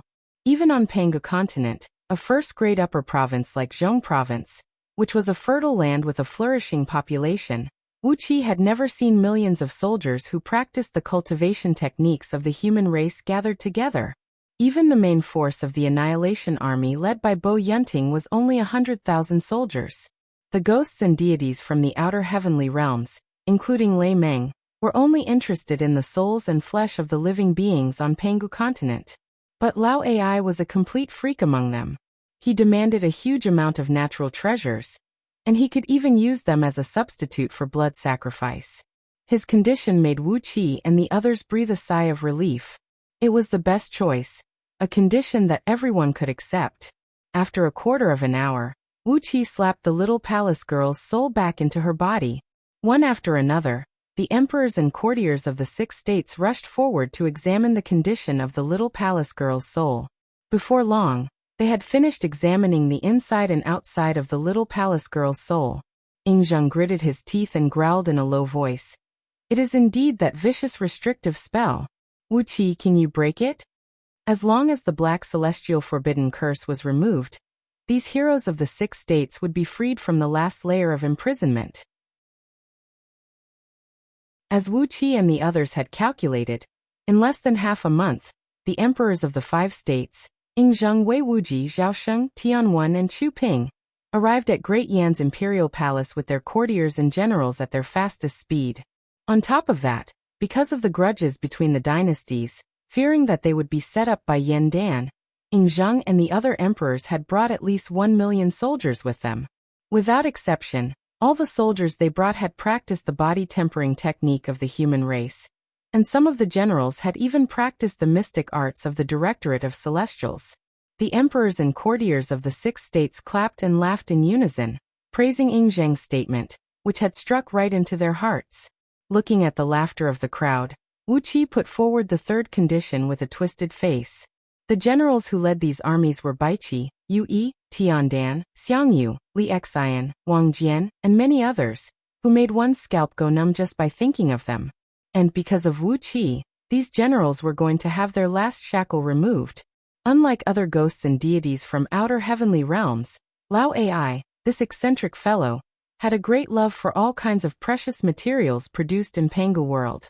The reason why he taught the Black Celestial Forbidden Curse to King Yangshan was that King Yangshan had once presented him with a batch of extremely precious materials. With those materials, Lao Ai had forged a natal weapon and used it to kill an old enemy. These were millions of giant beasts locked in cages, just waiting for the moment to be released. The emperors and courtiers of the 6 states were all wise men, so they could naturally tell whether Wuqi's proposal was good or bad. Forming an alliance of the 6 states would bring them great benefits, so they had no need to oppose Wuqi's proposal. Of course, the detailed terms of the 6 nations alliance still needed to be carefully discussed. To what extent should they help each other and advance and retreat together? To what extent should they go? To what extent should they pay? How should they ensure the common and individual interests of the 6 nations? All of these details needed to be discussed in detail. Standing on the wall of Great Yan's imperial palace, Wuqi took a deep cold breath as he looked out at the military camps that stretched for hundreds of miles outside Ji City. He was so excited that his whole body was numb, and his internal organs were trembling. His heart had been beating intensely. Now that he had made a great improvement in his cultivation, he felt that what he would do today would change the entire Pangu world. The emperors and courtiers of the other 5 states exchanged glances and agreed at the same time. While Wuqi was lost in his reverie, the sound of steady footsteps rang out. Mai, clad in a red official robe, and with a large blade hanging from his waist, strode up the wall. He bowed to Wuqi and said in a deep and powerful voice, "Duke of Tianyan, His Majesty and the emperors of the 6 states are waiting for you in the Great Hall." Wuqi smiled faintly, then raised a finger and said, "The first condition is for the 6 states to confer me the title of king. All the courtiers of the 6 states respect me, and if I have any request, all the courtiers and generals of the 6 states will do their best to help me. Of course, if there is anything that the 6 states need, I, Wuqi, will do my best to help as long as it is within my ability." But the price that Lao Ai offered made Wuqi feel dizzy. As he failed to get the sacrifice of blood sacrifice, Lao Ai asked for a huge price, which was almost like a lion opening its mouth. The huge amount nearly drove Yan Dan and the other emperors and courtiers of Great Yan crazy. It would take almost 20,000 secret vaults that Great Yan had accumulated over 2,000 years to barely meet the needs of all the people who were trapped by the Black Celestial Forbidden Curse. An army of millions was stationed outside Ji City, and the military camps that stretched for hundreds of miles were lined with flags fluttering in the wind. The soldiers of various states were showing off their prowess to each other. The sound of drums and horns towered into the sky, and the battle cries of the soldiers when they were drilling shattered the clouds in the sky. Occasionally, when Chi-Chi was shouting and stamping his feet, the wall of Ji City would tremble violently, and even the wall that was protected by countless layers of defensive spells would crack open. This time, without too much hesitation, the emperors and courtiers of the various states agreed to the condition. Pangu continent was vast and boundless, and all the powers here were extremely powerful. Compared to them, the 6 states were still too weak. An alliance of 6 states? It was an imaginative proposal. The grudge between the 6 states was nothing more than a trivial matter of 2,000 years ago. and Wuxia had already helped them break the restrictive spells. So why should they still care about what happened in the past? Wuxia could not help but laugh in his mind. It seemed that the emperors of the 6 states had all sent their capable men to Pangu continent, and they had all reaped great rewards in just a few years. Especially the few civil officials around Chuping. The obscure and mysterious energy ripples emanating from them told Wuxia that they had all received the teachings of the Directorate of Celestials, and their cultivation bases were not weak at all. It was impossible for them to do that. Even if they found an innate spirit treasure, they could not give it to Lao Ai. The treasures that Great Yen had painstakingly accumulated over 2,000 years could only be found in one secret vault. On the other hand, the number of natural treasures that Lao Ai had proposed was equivalent to the entire inventory of 20,000 secret vaults of Great Yen. Even Wuxia could not help but feel dizzy when he heard Lao Ai's condition, and he nearly fainted to the ground. This guy is taking revenge on us. He is definitely doing it on purpose. Yin Dan nodded with a smile. This was the condition that Wuxia had proposed during the discussion between the emperors and courtiers of Great Yen. There was no way that Wuxia would give such a great benefit to the people of the 6 states for no reason. It was nothing more than being conferred the title of king by the 6 states. Loud and sonorous battle cries kept coming from outside the city. The soldiers of the 6 states, who were extremely energetic and could not calm down for even a moment, were drilling themselves crazily, using the cruelest means to improve their overall strength. The whole G city was shaking, and even the entire planet was shaking because of their crazy actions. Wuxia could even hear the planet groaning under his feet, as if it could not bear the heavy load. Chu Ping held the little palace girl's soul in his hand, carefully examining it with the mystic technique of ghosts and deities that he had cultivated. After a full 15 minutes, Chu Ping nodded his head with a mixture of sadness and joy. Clenching his teeth, he breathed out a long sigh and said, "Sure enough, the restrictive spell has been completely broken. Hee, it will be very interesting." Wuxia murmured to himself, "It will be very interesting." Now, the heroes of the 6 states could actually join hands to fight against an enemy? Instead of fighting against each other, they could join hands to fight against an outsider? They could even join hands to fight against an outsider? At the thought of that wonderful scene, the emperors and courtiers of the 6 states almost burst out laughing.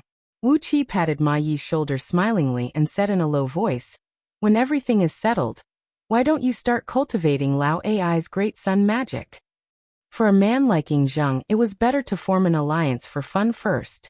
If they really wanted to continue fighting against each other, it would not be too late for them to settle the scores in the past when all 6 emperors here had become mighty figures like the celestial emperor of the celestial court. Before one's overall strength was strong enough, it was also the right thing to do to find a few reliable allies to support and help each other.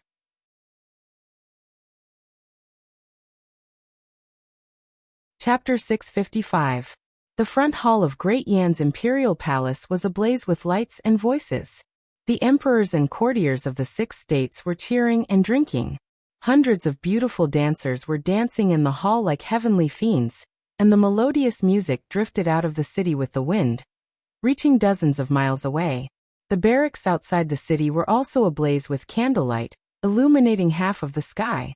Millions of soldiers of the 6 states were drinking and feasting, and countless beautiful girls were shuttling back and forth in the barracks, having a night with the soldiers who were in high spirits. After 7 days and 7 nights of hard work, the emperors and courtiers of the 6 states reached a formal treaty of alliance. After signing their names on the treaty and stamping it with their seals, the emperors and courtiers of the 6 states killed white horses, burned the treaty, and prayed to the heaven and earth. The 6 states officially became brothers. There were hundreds of detailed rules to the treaty, and it was difficult to understand all of them. However, the emperors and ministers of the 6 states were extremely satisfied with the treaty. The treaty took into account the overall interests of the 6 states and the interests of individual states. It was fair and open, and there were no loopholes. At the same time, the 6 states built earthen platforms at the same time and worshipped Wuxia as their king. With the title of nobility that Great Yen had conferred upon Wuxia, the emperors of the 6 states worshipped him as the king of Tianyin of their states, and declared that he was superior to the civil and military officials of the 6 states, and had the power to supervise and instruct the courtiers of the 6 states. In the past, Wuxia had the power of the 6 states with the seal of prime minister, but today, Wuxia was conferred the title of king of the 6 states, which was even more glorious than him. The treaty was signed, and the ceremony of conferring came to an end. The emperors and courtiers of the 6 states feasted to celebrate. After a night of merrymaking, the 6 states would gather their soldiers, gather all kinds of belongings, and follow Wuxia to Panga continent, the magnificent and magical fertile land, to start a business. With the hope of breaking the black celestial forbidden curse, the people of the 6 states were relaxed. They were just waiting to go to Panga continent and do something big. That incomparably vast hot land, those innumerable people, those endless treasures, such a mystical world, everything was possible. Therefore, the emperors and courtiers of the 6 states feasted to their heart's content. Fine wine flowed into their stomachs like flowing water. Even though many of them had cultivated to the heaven immortal realm, such unbridled drinking made them drunk in no time. Even Ingzheng, a man with a deep and dignified demeanor, had begun to indulge in debauchery. Holding a wine jar in one hand, and embracing a beautiful girl in the other, he began to have wild fun. His joyful laughter echoed out from the grand hall, and even spread far away. The unprecedented sense of relaxation made everyone indulge themselves that night. Even MOD was about 70 to 80% drunk. He held a long sword and danced with it in the square in front of the hall. The piercingly cold sword energy soared into the sky. The sword energy pierced through the clouds and shattered the clouds in the sky. The cyan sword light even covered the moonlight in the sky. MOD danced with his sword. Sun Kuang recited poems. Han Fei was stammering and arguing with Lin Xiangru about whose alcohol tolerance was worse. Fan Yuqi and Lian Po were wrestling and frolicking in a corner of the hall, while Jing Ku and Hu Hai were laughing and joking with each other. The grand hall was in a complete mess. The front half of Great Yan's imperial palace was in a mess. The emperors and courtiers of the 6 states were venting the pressure that had accumulated in their hearts for over 2,000 years. But in the back half of the imperial palace, in the Forbidden Palace, Wuxia and Princess Zhonglu were sitting in a quiet chamber, studying a thumb-sized black pearl floating in front of them. The pearl was the treasure Wuxia took out from the outer dimension Great Void Formation. It was this pearl that shattered the dimensional blades that shot out from the formation, using the shattered dimensional forces to give birth to 360 unformed grand white spatial breaching pearls of innate energies, which eventually gave birth to the innate silver lotus. The pearl hovered quietly in front of Wuxia and Princess Zhonglu. The cyan candlelight in the quiet chamber sprinkled onto its pitch-black surface, coating it with a layer of rippling light that looked like the surface of water. Wuxia and Princess Zhonglu examined the pearl with their divine will. It seemed to be extremely quiet, but in fact, it was performing spatial jumps at a frightening high frequency.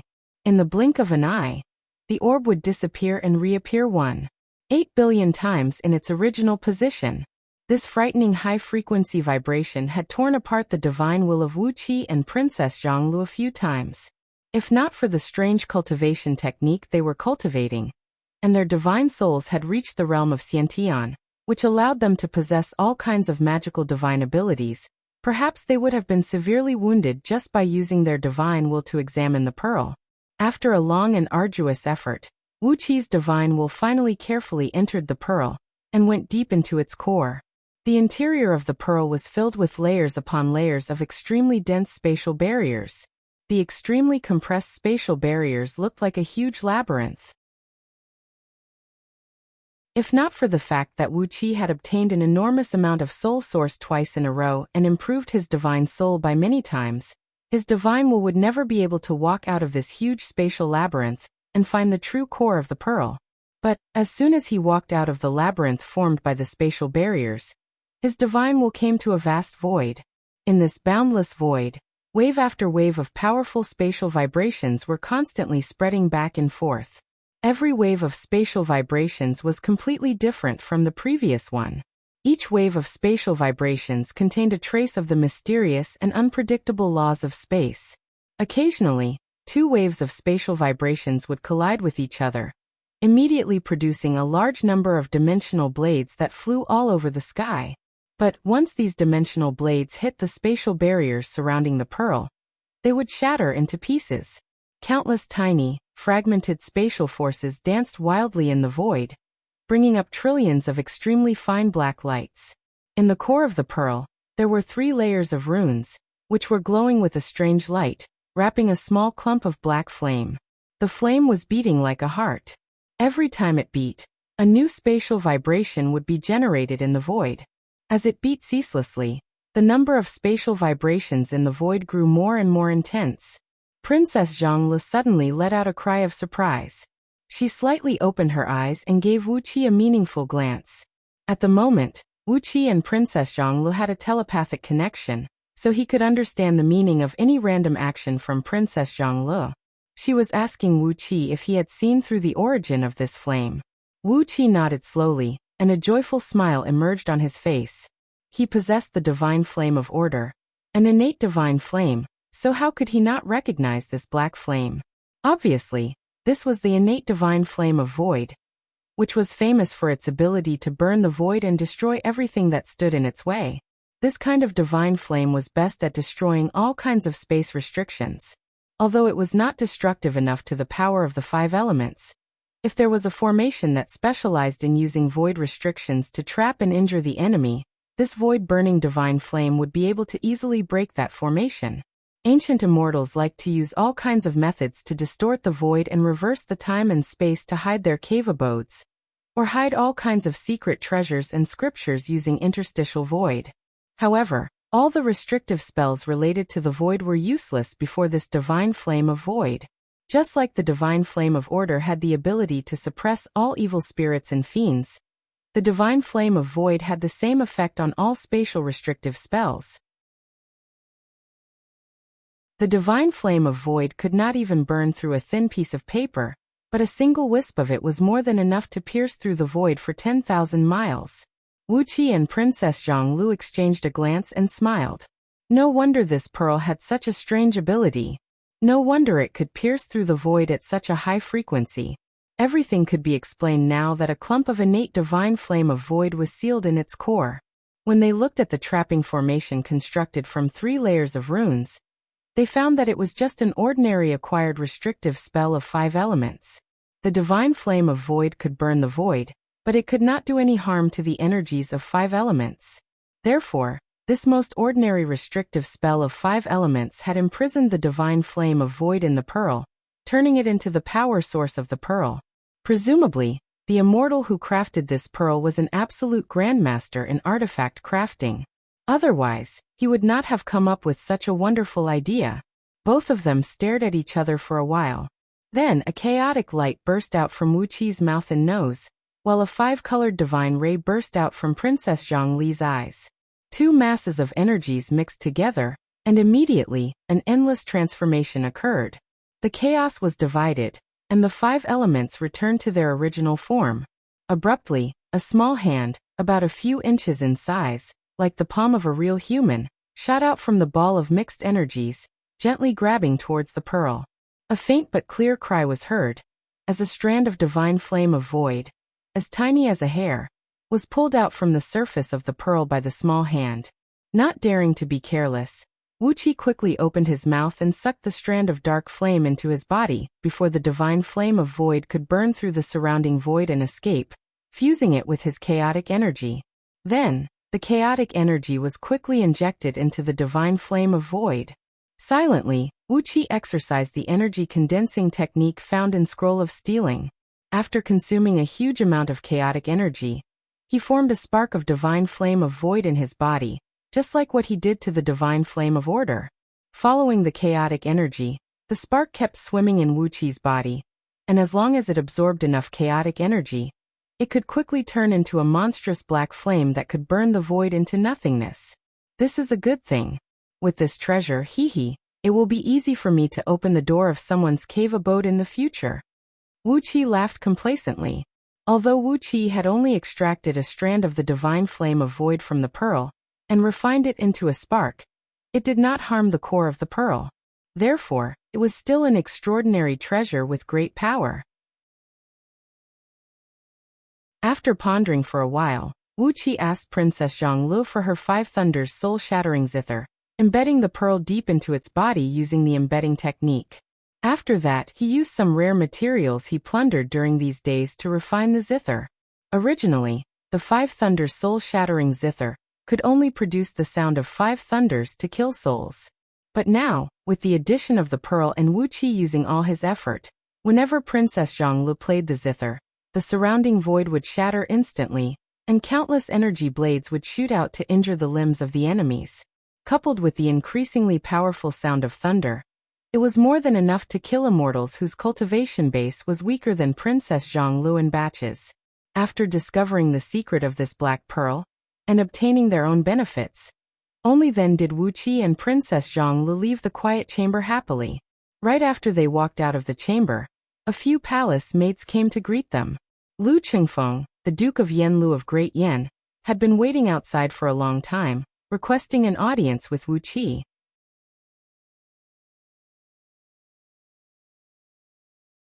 Chapter 656. Inside an abode located at the back garden of Great Yan Imperial Palace, an excited Lu Qingfeng was seen walking around a white jade flower pot with his hands clasped behind his back. Inside the flower pot was a blooming ink stamen begonia. The whirlwind brought up by Lu Qingfeng's fast running was ruffling the blossoms, causing the petals to fall and scatter all over the ground. Meng Xiaobai, Zhang Huwei, Luo Kadi, Ma Liang, and a group of Lu Qingfeng's trusted subordinates were standing off to the side. Their faces were filled with excitement, and they kept craning their necks to peek at the entrance of the abode. Meanwhile, Lu Ziyuan was sitting lazily on a large chair, his shifty eyes peeking at a few pretty palace maids standing in a corner of the abode. All of a sudden, the lights in the abode dimmed for a moment, then came back on. Amidst the whistling of the cold wind, Wuqi and Princess Zhonglu appeared in the abode, hand in hand. Lu Qingfeng and the others did not see how Wuqi and Princess Zhonglu came into the abode. They just felt that there were 2 more people in the abode. And after staring at Wuqi for a long while, they finally saw the faces of Wuqi and Princess Zhonglu. Lu Qingfeng was overjoyed. He cupped his fist at Wuqi and said with a smile, "Lu Qingfeng, Duke of Yanlu of Great Yan, offers greetings, Your Highness, Prince of Tianyan of the 6 dynasties." Wuqi raised his eyebrows, then spun and came behind Lu Qingfeng, thrusting his foot toward his buttocks. Lu Qingfeng let out a strange cry and sprung up into the air. But the speed of Wuqi's kick was just a little bit faster than his, and the tip of his foot accurately hit Lu Qingfeng's buttocks, throwing him over 30 feet away. Fortunately, Lu Qingfeng's cultivation was quite good. He gently raised his qi and a cloud burst out from under his feet, allowing him to steadily land on the ground. Rolling his eyes, Wuqi pointed his finger at Lu Qingfeng and scolded with a smile. "If you say those 3 words again, I'll immediately turn hostile and beat you so badly that even your mother won't be able to recognize you. TSK, Prince of Tianyan, is this thing worth it? If I didn't want to take advantage of them, I wouldn't even bother with this title." Lu Qingfeng laughed out loud. He stretched out his arms and embraced Wuqi. The 2 of them hugged each other tightly. Today, Wuqi had the cultivation base of a top-level heaven immortal, while Lu Qingfeng was still a little low-level cultivator. But the 2 of them were still the same as when they first met. There was not the slightest change, and there was not the slightest unfamiliarity between them. When Meng Xiaobai and the others saw this, they all came forward with smiles on their faces. Wuqi was still Wuqi, the Wuqi they knew, the Wuqi who called them brothers. In this world, many things could change at any time, but there was a kind of brotherhood. Even if they were separated by thousands of mountains and rivers, even if time flew by, even if the gap between them grew wider and wider, a true brother would always be a brother. No matter what happened, it would never change. Wuqi and Lu Qingfeng held hands and smiled, while Princess Zhonglu quietly walked to the side and ordered the palace maids to prepare tea and snacks. Princess Zhonglu was a very clear-headed little woman. Even though everyone else in this abode was her subject, she knew that these people were Wuqi's brothers, her husband's brothers. Therefore, she seriously and quietly acted as an inconspicuous housewife, preparing everything they needed. In addition to tea and snacks, Princess Zhonglu also ordered people to prepare wine and delicacies, and even ordered the imperial kitchen to quickly prepare dishes such as roasted lamb and other dishes to go with wine. Judging from the posture of Wuqi and Lu Qingfeng, they were also going to drink wine and talk about their feelings after parting. As the abode was too small, it was not enough to satisfy their craving. Therefore, Wuqi and his company came to the back garden, picked a pine forest that was right next to the lake, and built a bonfire, roasting whole sheep, cows, chickens, ducks, geese, rabbits, and many other delicacies that went well with wine. The group of people sat on the ground, with a bright moon hanging over their heads, surrounded by a picturesque scenery. A gentle breeze blew past them, and they were talking and laughing happily, telling each and every interesting story. Ao Buzin, whose body had grown to the size of a bowl, was lying sprawled on the grass by the lakeside. Wuqi used the back of his head as a pillow for Ao Buzin. Ao Buzin kept grumbling as he held a roasted lamb leg with both hands, munching on it until his face was smeared with oil. Staring at the stars in the sky, Wuqi slowly told them everything that had happened when he left Myriad Immortals' planet for Pangu continent. Yu Hahuan came to him to seek revenge for the murder of his brother, but in the end, he was captured alive by Wuqi and brought to Pangu continent as a hostage. After that, Yuzong spent all his wealth to beg the Yu clan of Zhong province to save his son and capture Wuqi alive to vent his anger. In the end, Wuqi attracted the thunder punishment of the heavenly tribulation and killed all the soldiers hiding in ambush. But then, Yuzong struck out suddenly and nearly killed Wuqi with a palm strike. After that, Beiji's predecessor saved Wuqi, and the master and disciple took Wuqi in out of kindness. However, they bumped into Lao Ai and Madman Shui, who were severely wounded, in that tiny temple. Perhaps this was the ill-fated fate between them and Wuqi? Who would have thought that they would bump into some overlords who wanted to invade the Deep Valley by force? In the end, Wuqi and Lao Ai invaded Anhe City and took over the power of Euphoria Heavenly Palace. After a painstaking effort and risking his life, Wuqi finally found the innate yang energy under the dark abyss of the Northern Ocean, and successfully formed his Dharma body. At the same time, he plotted against King Zhongqiu and Patriarch Miaoying. But in the end, Feng Lingling, the prefecture overseer of Zhong province, nearly had his entire clan slaughtered. Wuqi also told Lu Qingfeng and others about what he saw with his own eyes, how Feng Lingling, his clan, and all his subordinates were captured by a giant hand out of the void. 2 heads were better than 1. Perhaps Lu Qingfeng and the others could figure out something that Wuqi had never thought of. After that, Bo Zhongfu, the new prefecture overseer of Zhong province, was appointed as the new prefecture overseer of Zhong province. Yu clan of Zhong province had reaped a great reward for betraying Feng Lingling, and the number of territories in 30 provinces had stunned Lu Qingfeng and the others. They could never imagine how vast the 30 provinces under the rule of Great Yu dynasty were. When they heard that Wuqi had helped Yu Mu gain the power of High Province, and that he had acquired a large fief, the East Sea County, on which he had built a city and begun to train a private army, Lu Qingfeng and others burst into cheers, clapping and stamping their feet. The East Sea County alone was a few times larger than the territory of Great Yen on Myriad Immortals' planet plus all the vassal kingdoms. Such a vast territory was indeed promising. After a long time and finishing 3 jars of fine wine, Wuqi told them what he had experienced in the past few years. After that, Lu Qingfeng began to tell them what had happened to them. Compared with Wuqi's magnificent and even perilous experience, the experience of Lu Qingfeng and others was really nothing to write home about. They had followed Great Yen out of Myriad Immortals' planet, and found a new planet to settle down on. First, they eradicated the native powers on this planet, and then began to build Great Yan's own foundation. As a member of Great Yen Imperial Clan, Lu Qingfeng was one of the very few who had gone through many trials and tribulations. No matter it was wisdom or talent, he was one of the best. Therefore, not only did he inherit the official position of West Supervisor of Duke Yenlu, he was now also assigned to the military affairs, and played an important role in training the new army of Great Yen Dynasty. Although Lu Tsuyuan, who was once a foppish young master, still behaved a little dissolute, under Lu Qingfeng's discipline, he had become an increasingly important member of Great Yan's government, just like how he helped Wuqi manage Star Picking City in those years. Great Yen had deliberately chosen such a planet to settle down, and the native powers on this planet were extremely weak, so they did not pose any threat to Great Yan. As for the rest of the government affairs, they were handled by elite soldiers and strong generals. Therefore, Lu Qingfeng did not have much to tell Wu Qi. The only thing worth mentioning was that Meng Xiaobai, Luo Kadi, Ma Liang, Hu Wei, and Zhang Hu were now the generals of the 1st Battalion of the new army. The battalion consisted of more than 15,000 soldiers, and like Qin Qingshui and others, they were now the generals of the new generation of Great Yan. Under the moonlight, the group of hot-blooded men was talking, laughing, crying, and making noise.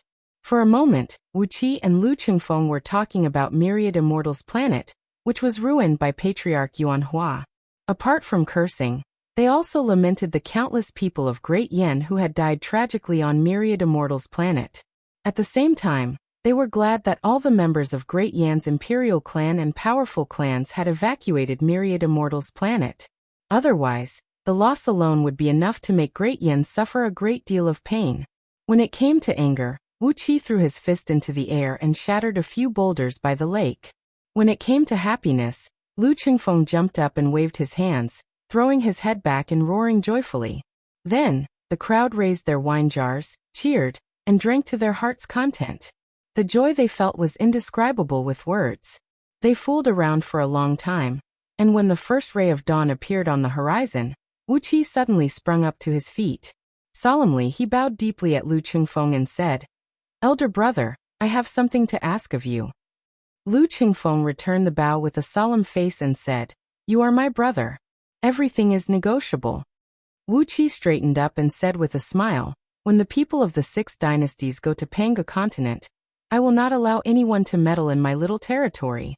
At that time, even Yan Bugui's scouting office will have to get out of here and do what they are supposed to do. I will not let them meddle in my territory." Holding Lu Qingfeng's hand, Wu Qi said in a deep voice, "I want you to help me, elder brother. No matter how the East Sea County develops, it will always be shared by us brothers." Lu Qingfeng smiled lightly and held Wu Qi's hand tightly. "We are brothers, so there is no need to be so courteous. The East Sea County is our foundation, and naturally, it will be us brothers who will work together to take care of it. Ha ha ha, perhaps in the future, we will be independent of the 6 dynasties." Wu Qi chuckled. With a wave of his hand, he produced a large number of storage bags that were stuffed to the brim, and distributed them to Lu Qingfeng and the others.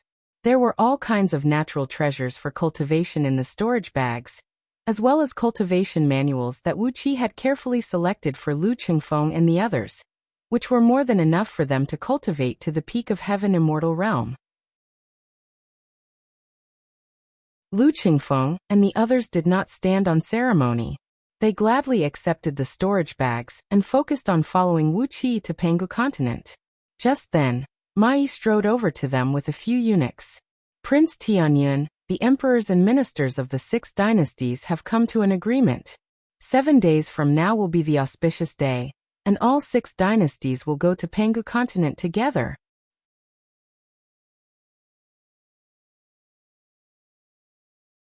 Chapter 657.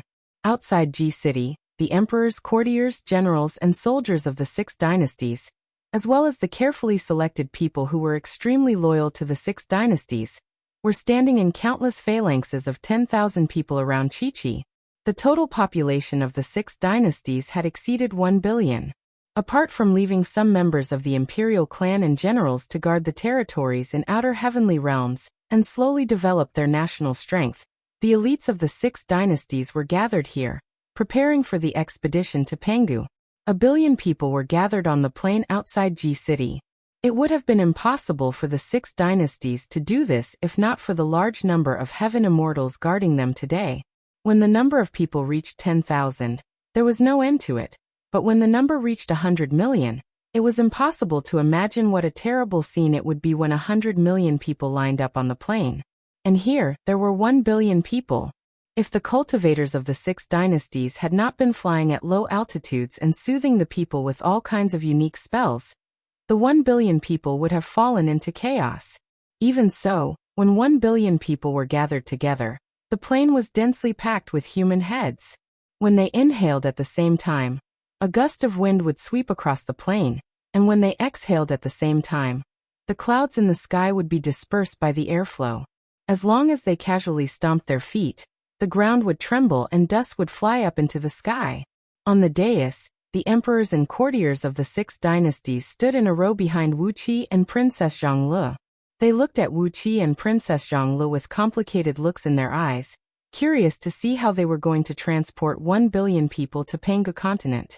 The cost of traveling from outer heavenly realms to Pangu continent through a teleportation formation was astronomical. If all 1 billion people were to travel to Pangu continent by normal means, the huge cost would bankrupt the 6 dynasties 10,000 times over. Wuxia looked at Princess Zhongli with a smile. His interstitial world was a mass of chaos.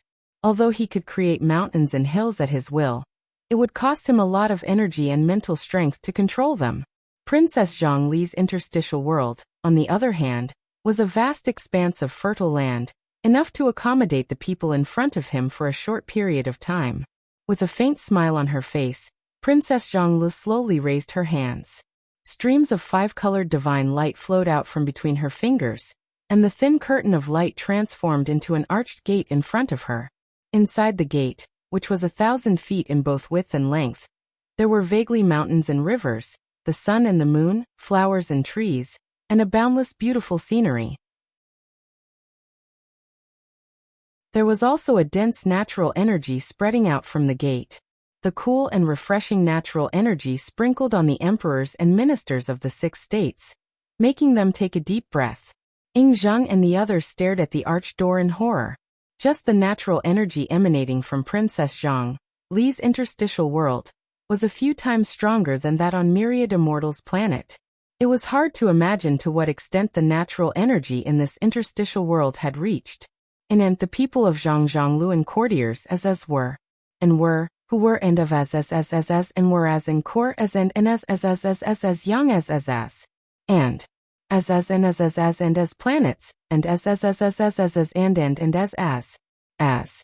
A 5-colored light poured out of the arched door, and quickly enveloped the hundreds of phalanxes of 10,000 soldiers.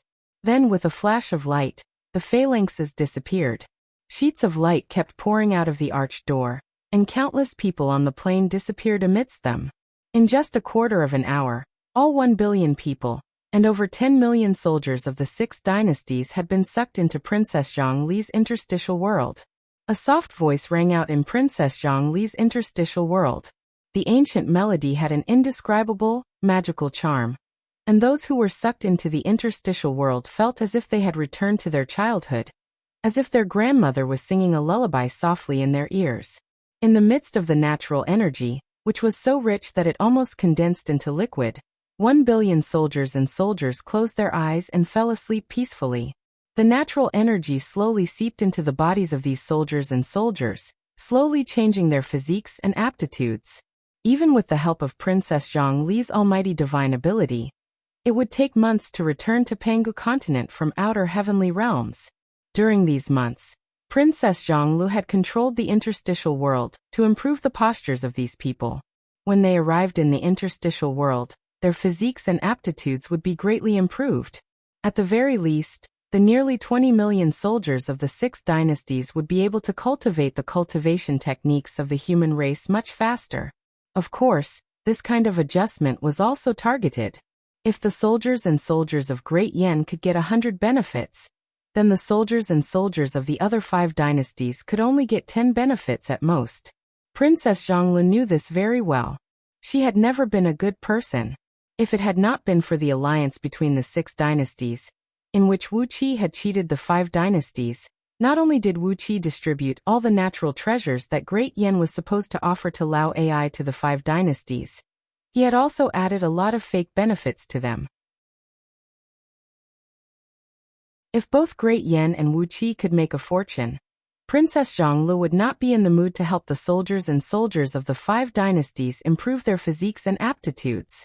But now, since the 5 dynasties had been slaughtered by Wuxia, and had begun to plan the strategy of looting the land as soon as they arrived on Pangu continent, in order to make their looting more efficient, so that Wuxia and Great Yen could get the benefits faster, and offer those natural treasures to Lao Ai as soon as possible. freeing the emperor and courtiers of Great Yan from the control of the Black Celestial Forbidden Curse.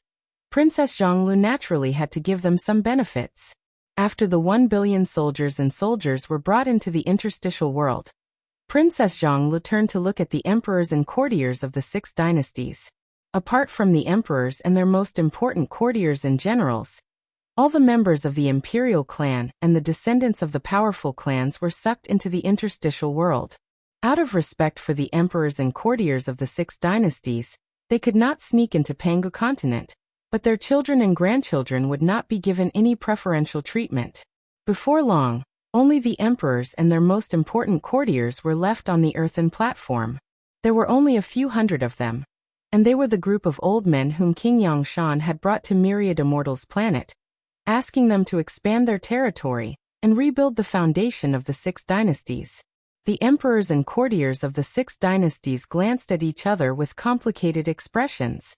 Then, led by Ying Zheng, they threw their heads back and roared with laughter, followed by the courtiers of the 6 dynasties. With a wave of his hand, a chariot driven by 9 flood dragons soared into the sky. Wuxia, Princess Zhonglu, and all the other people of the 6 dynasties entered the chariot one after another. A beam of black light shot into the sky from outside Ji City, and the emperors and courtiers of the 6 dynasties quickly flew toward the nearest immortal lord's residence. Inside Ji City, the few kings of Great Yan's imperial clan who stayed in Ji City knelt down solemnly and bowed toward the rapidly disappearing black light in the sky. The future of the 6 dynasties was bleak. They might build an unprecedented foundation on Pangu continent, or they might suffer heavy casualties or even be wiped out. In short, their future was unpredictable, and no one knew when they would meet again. With Wuxia and Princess Zhonglu leading the way, they quickly arrived at Yuhua Heavenly Realm. In the square in front of the immortal abode in Yuhua Immortal City, they stepped into the teleportation formation that would take them to Pangu continent. At the moment, the atmosphere in Yuhua Immortal City was tense, and the atmosphere was extremely strange. The garrisons of the human race and the garrisons of the celestial court were eyeing each other covetously, as if a war would break out at the slightest disagreement. The once bustling Yuhua Immortal City had become sparsely populated. Apart from some cultivators and immortals who were born and bred in the city, as well as some merchants and peddlers who lived in the city for money, not a single living soul could be seen in the vast city. The whole place was deserted like a ghost city. Outside the teleportation formation that led to Pangu continent, the garrisons of the celestial court and the garrisons of the human race stood facing each other on opposite sides of the square. There were 3,000 garrisons of the celestial court, while the garrisons of the human race had deployed 20,000 soldiers to set up camp in the square. Both sides were extremely nervous about the person who walked out of the teleportation formation. It would be fine if the person who walked out was an immortal or a cultivator, but once it was an ordinary mortal, the battle formation on both sides was thrown into chaos. Wuxia and Princess Zhonglu exchanged a glance. They knew that this was the consequence of their killing of Yuzong. Yuzong was in charge of the garrisons of the human race in the thousands of heavenly realms around Yuhua Heavenly Realm, and he was the supreme ruler of Diyu dynasty in Yuhua Heavenly Realm. Now that he was killed by 2 passing immortals, the higher-ups of Diyu could not help but wonder if the celestial court had done it on purpose. Therefore, the current tense atmosphere in Yuhua Immortal City was brought by Wuxia and Princess Zhonglu. They had just killed Yuzong casually, but for the higher-ups of Diyu, they could not see it that way.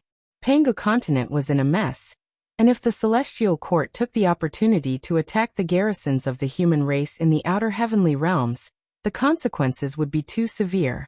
That was why the atmosphere was so tense. If there were any mortals coming out of the teleportation formation, there would be a commotion among the people on both sides. The immortal officials of the celestial court had to be on guard to see if it was a new general sent by the human race, and if he would launch a retaliatory attack on Yuhua Heavenly Realm. The army of the human race, on the other hand, had to protect their new superior. If the new Marquis of Yuhua Heavenly Realm was killed, how could they explain it to their superiors? Because of such an atmosphere, when Wuxia and his company walked into the teleportation formation, they were not questioned too much. The few immortal officials in charge of the teleportation formation hurriedly asked Wuxia and his company to choose the corresponding teleportation formation on Pangu continent, then activated it and sent them away. For these officials of the celestial court, it was better for all the unfamiliar cultivators to go to Pangu continent and not stay in Yuhua Immortal City and cause more trouble. At this moment, Yuhua Immortal City was like a huge barrel of gunpowder, and it could be detonated with just a spark. If any passing immortal got into a conflict with the garrisons of the human race here, it was bound to trigger a conflict that would sweep the entire Yuhua heavenly realm. And the consequence was something that even Heavenly Lord Sanyu, the highest immortal official in Yuhua heavenly realm, could not bear. Therefore Wuxia and his company arrived at Pangu continent without a hitch. Along the way, with the help of Princess Zhonglu and Wuxia, it took them less than 5 months to reach the Dian Immortal Pass, which Wuxia had deliberately chosen, which was about 3 months away from Zhong province. Before Yandan, Yingzheng, and the other emperors and courtiers of the 6 dynasties could recover from the shock of the beautiful scenery and the excellent natural conditions on Pangu continent, large groups of human soldiers had already surrounded them from all directions. Spears, halberds, bows, and crossbows were aimed at them, gleaming coldly. A human general strode over, pointed his finger at Wuxia and his company, and snapped, "They are the rebels of Myriad Immortal Alliance. Kill them all." Muffled bangs kept ringing out as countless arrows rained down from above.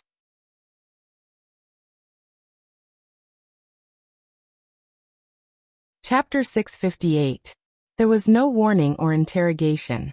Before Wuxia and his companions could step out of the glowing teleportation formation, the garrison of the human race in Dian Immortal Pass had issued an order to kill them.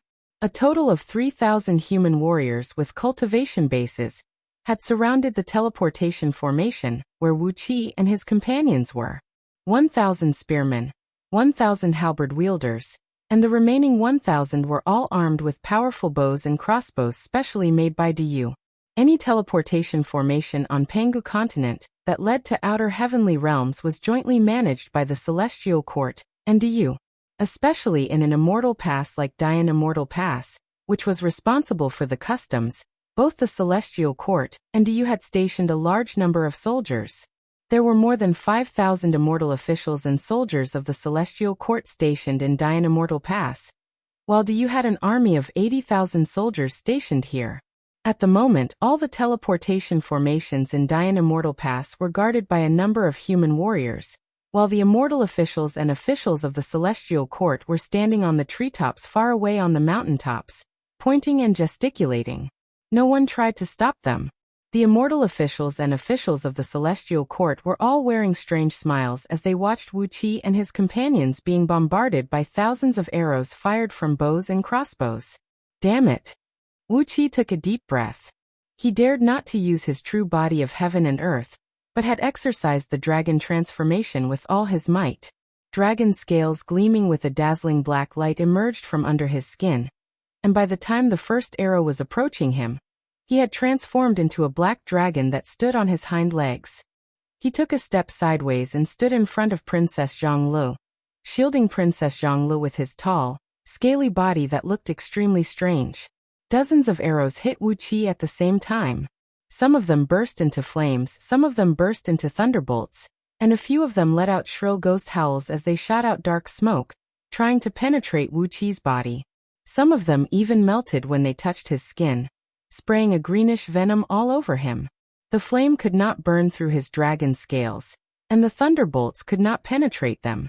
With a casual shake of his body, he unleashed a vast and pure dragon aura that shattered the black smoke that contained an eerie aura of death. But the pale green venom was extremely brutal. Every scale that was attached to the venom was softened piece by piece, and was constantly spraying out large sheets of dark smoke that came with a strange smell of ambergris. The venom had corroded his scales and touched the flesh underneath them. A sharp pain came, and Wuxia let out a muffled groan. His eyes went wide, and suddenly, a stream of stinking black liquid sprayed out of his mouth. Ao Buzin had obtained a great benefit in Myriad Immortal's planet. His cultivation base had recovered to the realm of Gold Immortal, and he had condensed a thread of his bloodline and given it to Wuxia. Now Wuxia could transform into a real black dragon with the divine ability of the 7 Foundation elevating technique. At the same time, he also possessed all the innate divine abilities of the Black Dragon clan. This stream of stinking black liquid was the evil rotting true water, which was the specialty of the Black Dragon clan that Audiobook belonged to. It was hundreds of times more turbulent than the water spewed out of a high-pressure faucet. The stream of water was as thick as a water tank, and it sent dozens of soldiers who were lunging at Wuxia flying far away with spears and halberds in their hands. The soldiers were soaked by the black stream of water. They rolled miserably on the ground, looking like ribs that had been stewed in boiling water for a day and a night. Chunks of flesh and blood kept falling off their bodies while thick white smoke billowed out of them. In just the blink of an eye, the soldiers were corroded into skeletons, and their souls were devoured by the black stream of water and melted away without a trace. Lying on top of Wuxia's head, Audiobook marveled at the power and purity of Wuxia's evil rotting true water. Then he opened his mouth and shot out a long tongue, rolling up 7 to 8 soldiers whose cultivation bases had barely reached the realm of heaven immortal and swallowing them. He burped lightly and spat out a large amount of clothes, hats, shoes, socks, and bronze half-body armors. The sudden attack had enraged the emperors and courtiers of the 6 states. Although they had learned from Wuxia what Pangu continent was like now before they came to Pangu continent, how could these proud emperors and courtiers of the 6 states, who had always regarded themselves as Lao Tzu's number 1 under the heaven, swallow their anger when they were really attacked? Yandan gave a cold snort. A great plume of grayish-white energy rushed out from behind him, and the disk of heavenly Tao transmigration rushed out with a muffled noise. The great plume of grayish-white energy transformed into countless arrows and shot out in all directions. Wherever they passed, as long as someone was hit by these arrows, the soldiers would howl and fall to the ground, their souls sucked straight into the disk of heavenly Tao transmigration, and crushed them to pieces. Ingzheng roared and gave a long roar. Behind him, the shadows of 9 flood dragons soared into the sky. Accompanied by a deafening dragon roar, Ingzheng charged into the ranks of Dayu's soldiers like a heavy chariot. With the sword of Qin Emperor in his hand, he would hack a dozen soldiers in half together with their weapons with each swing. From time to time, he would throw out punches with his left hand, each punch like a meteor falling to the ground and stirring up a huge storm. Before the arrows could get close to him, they were knocked away by the energy punches and injured countless human soldiers. Baiqi, Wang Jian, Meng Ao, Li Xian, Zhang Han, and a group of fierce generals of Qin army followed closely behind Ingzheng, slaughtering without saying a word. Countless sword beams flashed across the battlefield, and large numbers of Dayu's soldiers were chopped to pieces while howling miserably. Wang Jian, Meng Ao, Zhang Han, and the others were still fine. At most, the soldiers killed by them were chopped into 3 pieces. But those who dared to stand in front of Baiqi were all chopped into meat paste by the sword beams that shot out from Baiqi's body. The sky was filled with a mist of blood, and the meat paste and broken limbs were sprayed in all directions, with the furthest distance being several miles away. Baiqi and his company of killing gods were like a pack of white tigers dashing into a flock of lambs. With just a single charge, they had cut the formation of Dayu's army of 3,000 soldiers in half. In a flurry, a few Dayu's captains wielded their weapons and mobilized their soldiers to encircle and annihilate this group of ferocious monsters. But, when the highest-ranking officer among them, the silver medallion colonel, had just given out a few orders, the twang of a bowstring was heard. It was Li Xian who had pulled the bowstring and released an arrow.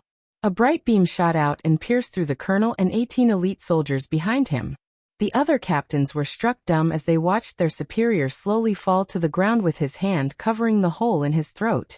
Before they could figure out how they should deal with this matter, Jingke had appeared right next to them like a ghost. A startling beam of light flashed across the sky, as Jingke transformed into a blinding beam of light, and pierced through the hearts of these captains and their personal guards in a blink of an eye. The beam of light swept across the Dayu's army. Jingke had killed 7 Dayu colonels and 38 captains, then returned to Yandan, his body covered in blood. A deep, muffled roar that sounded like the roar of a fiend suddenly rang out. Fan Yuqi, whose body was as sturdy as an iron ingot, together with Lian Puyue and the other fearsome generals of the 6 states, formed a small formation of arrows and rushed into the formation of Diyu's army from a side. Although there were less than 30 generals in this small assault formation, think about what kind of people they were, right? Apart from the generals of Qin state who were fighting alone, the famous generals of the other 5 states were also in this formation. Which of these men was not a famous general who had killed countless people? Which of them was not a mighty hero who had fought against millions of soldiers? The aura emanating from each of these men was stronger than the aura formed by the formation of 80,000 human soldiers in Dian Immortal Pass. Wherever this small formation went, people were thrown off their feet, and horses were thrown off their feet. With just a casual strike from them, several tens of human soldiers would be smashed into pieces. Among these Diyu generals and soldiers, there were many whose cultivation base was even stronger than this group of ferocious gods. However, most of the time, with just a casual stare from Fan Yuqi and the others, they could easily kill these Diyu generals, whose cultivation base was 1, 2, or even 3 or 4 tiers higher than them. In just the time of a few breaths, the 3,000 Diyu generals who besieged Wuqi and his men were all slaughtered. At this point of time, even the 4 emperors Tianwen, Zhaosheng, Chuping, and Wei Wuji, as well as a large number of civilian and military officials around them, did not manage to strike. Broken limbs of 3,000 generals and soldiers were scattered all over the ground, and the ground was covered with sticky blood. The emperors and ministers of the 6 dynasties turned a blind eye to it, lifting up their sleeves and wiping the weapons in their hands, talking and laughing as if they were on a field trip. There were several tens of thousands of Diyu soldiers stationed in the vicinity, but none of the people from the 6 dynasties took them seriously. Useless chickens and stray dogs, so weak that they can't even withstand a single blow. But their cultivation base is not bad. If they fall into my hands and are trained for a year, each of them will have the foundation of an elite army. As the man with the most ferocious reputation among all the people present, Baiqi made a pertinent assessment of these Diyu generals and soldiers while lazily wiping his sword. Their cultivation base was not bad, and many of them were even much stronger than the emperors and ministers of the 6 dynasties. But as for their fighting prowess, they were just mediocre. In the eyes of Baiqi and the others, these Diyu generals and soldiers who guarded Dian Immortal Pass were just a bunch of little chicks. They did not know what war was and what slaughter was. The cruelty and efficiency of the massacre stunned everyone present. The chief general of Dian Immortal Pass looked stiffly at the broken limbs around Wuqi and the others, and his body trembled slightly uncontrollably. The eyes of the immortal monarch of the celestial court stationed in Dian Immortal Pass suddenly lit up. He grabbed his subordinates around him, and ordered them in a low voice to find out the origin of Wuqi and the others. If they could be drawn to the celestial court, and become officials of the celestial court, that would be the best. The bizarre atmosphere lasted for the time it took to finish a pot of tea. When Wuqi and the others cleaned up the blood on their bodies and were about to leave Dian Immortal Pass, the general stationed here by Great Yu suddenly pointed at Wuqi and the others and shouted at the top of his voice, "All rebels of Myriad Immortal Alliance, listen up. Form the 6 gates immortal slaughtering formation and trap and kill them. No, leave a few of them alive. I want to hack them into 1,000 pieces, turn their bones into ashes." Ha, ha, ha. 3 loud roars rang out in a row. Of the 80,000 soldiers stationed in Dian Immortal Pass, tens of thousands of them, except for the 3,000 killed by Wuqi and the others, sprang into action. In just a few seconds, they had formed a formation around Wuqi and the others, measuring dozens of miles in circumference. Dozens of large flying ships flew out of a distant valley, surrounded by over 3,000 oracles from the Directorate of Celestials as they approached at high speed. The oracles of the Directorate of Celestials began to recite strange incantations. Countless bone talismans were quickly crushed by them, and a great sheet of bright light sprinkled down as all the soldiers of Great Yu were enchanted with layer after layer of restrictive spells. Amidst the sonorous recitation of the oracles, the eyes of tens of thousands of soldiers turned red, and their morale soared 100-fold. The surrounding natural energy suddenly stagnated, and 6 beams of light pierced into the sky from the center of Diyu's formation, transforming into 6 gates that sealed off the surrounding void. An enormous pressure came from all directions, causing Wuxia and the others to stiffen instantly, and making their movements more difficult.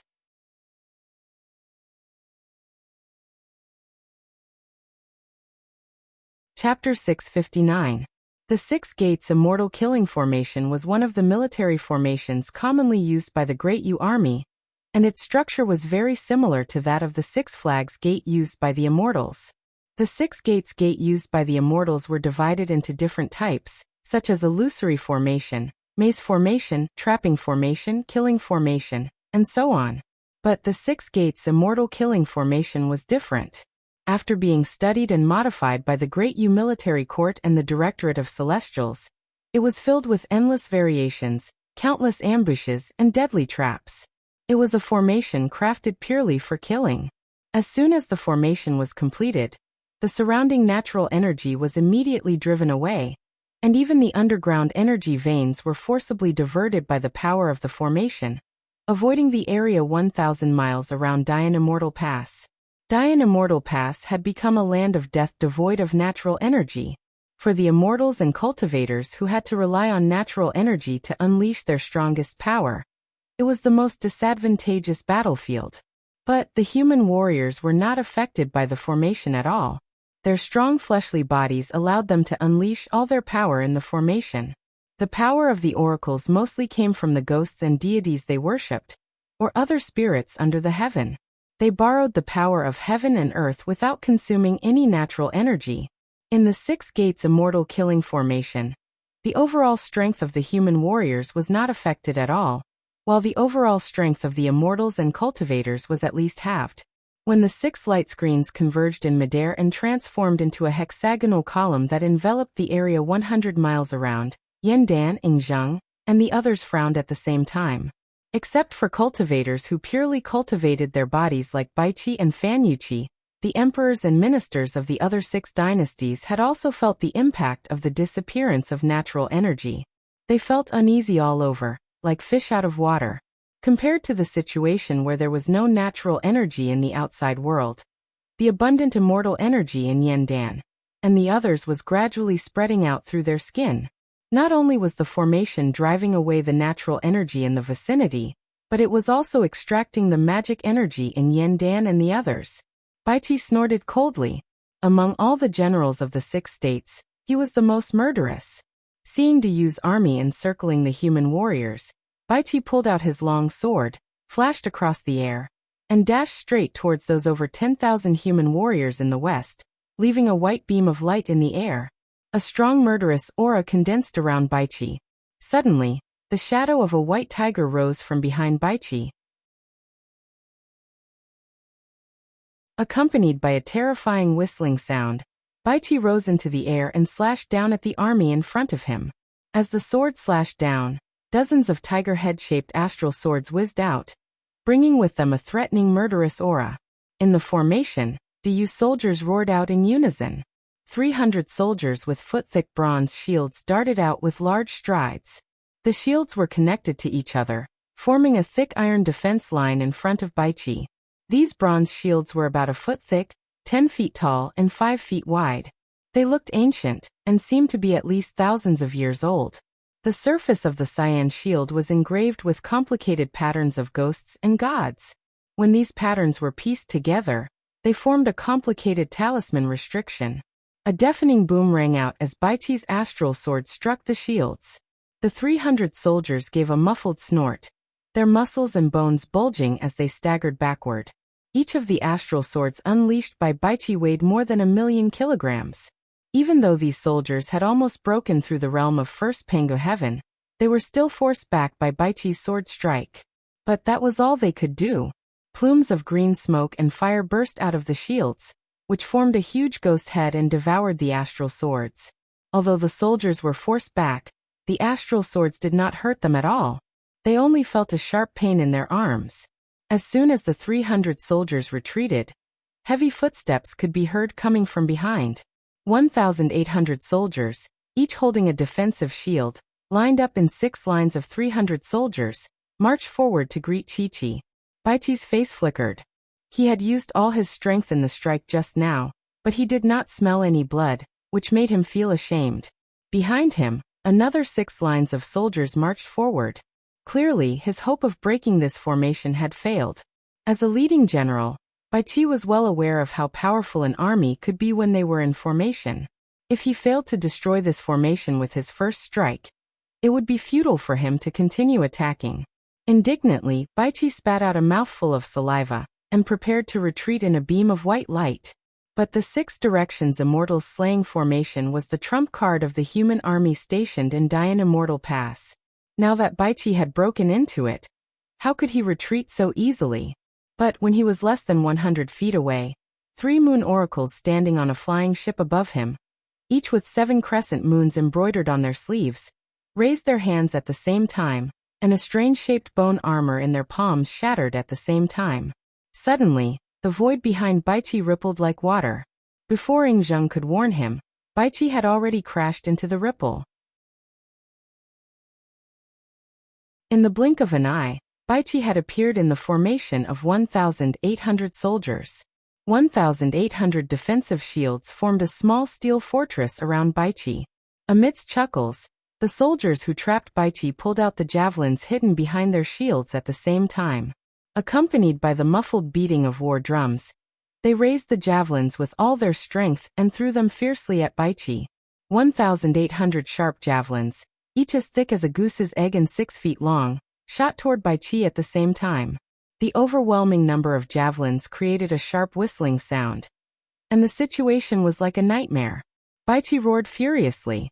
He swung his sword, and was about to break the javelins when the dozen of human oracles in the sky blew the bone flutes made from the ribs of mermen at the same time. The melodious tune of the flutes drifted down, and Baichi's arm that was wielding the sword stopped abruptly. Countless illusions appeared before Baichi's eyes. Mountains of gold and seas of silver, beautiful women, wine women and all sorts of other illusions.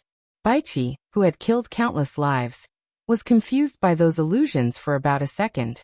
Then Baichi roared and shattered the illusions with a sky-high intent of killing. He wielded his sword and lunged forward. However, during this brief moment of hesitation, the 1,800 javelins divided into 18 waves and blocked all directions around him. Over 30 javelins in the first wave landed on Baichi's body simultaneously. Baichi's body, which had been rushing forward, was sent flying backward by the javelins. Along with ear-piercing noises, the javelins hit Baichi one after another. The javelins shattered one after another, but at the same time, blood spurted out from Baichi's body. Different from Wuqi's true body of heaven and earth scripture or dragon transformation script.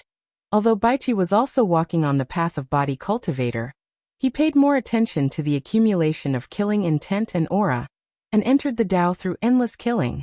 Baichi's fleshly body was not as strong as Wuqi's. His body was as tough as a diamond, impervious to all kinds of weapons and spears. These javelins were the secret weapons created by Diyu.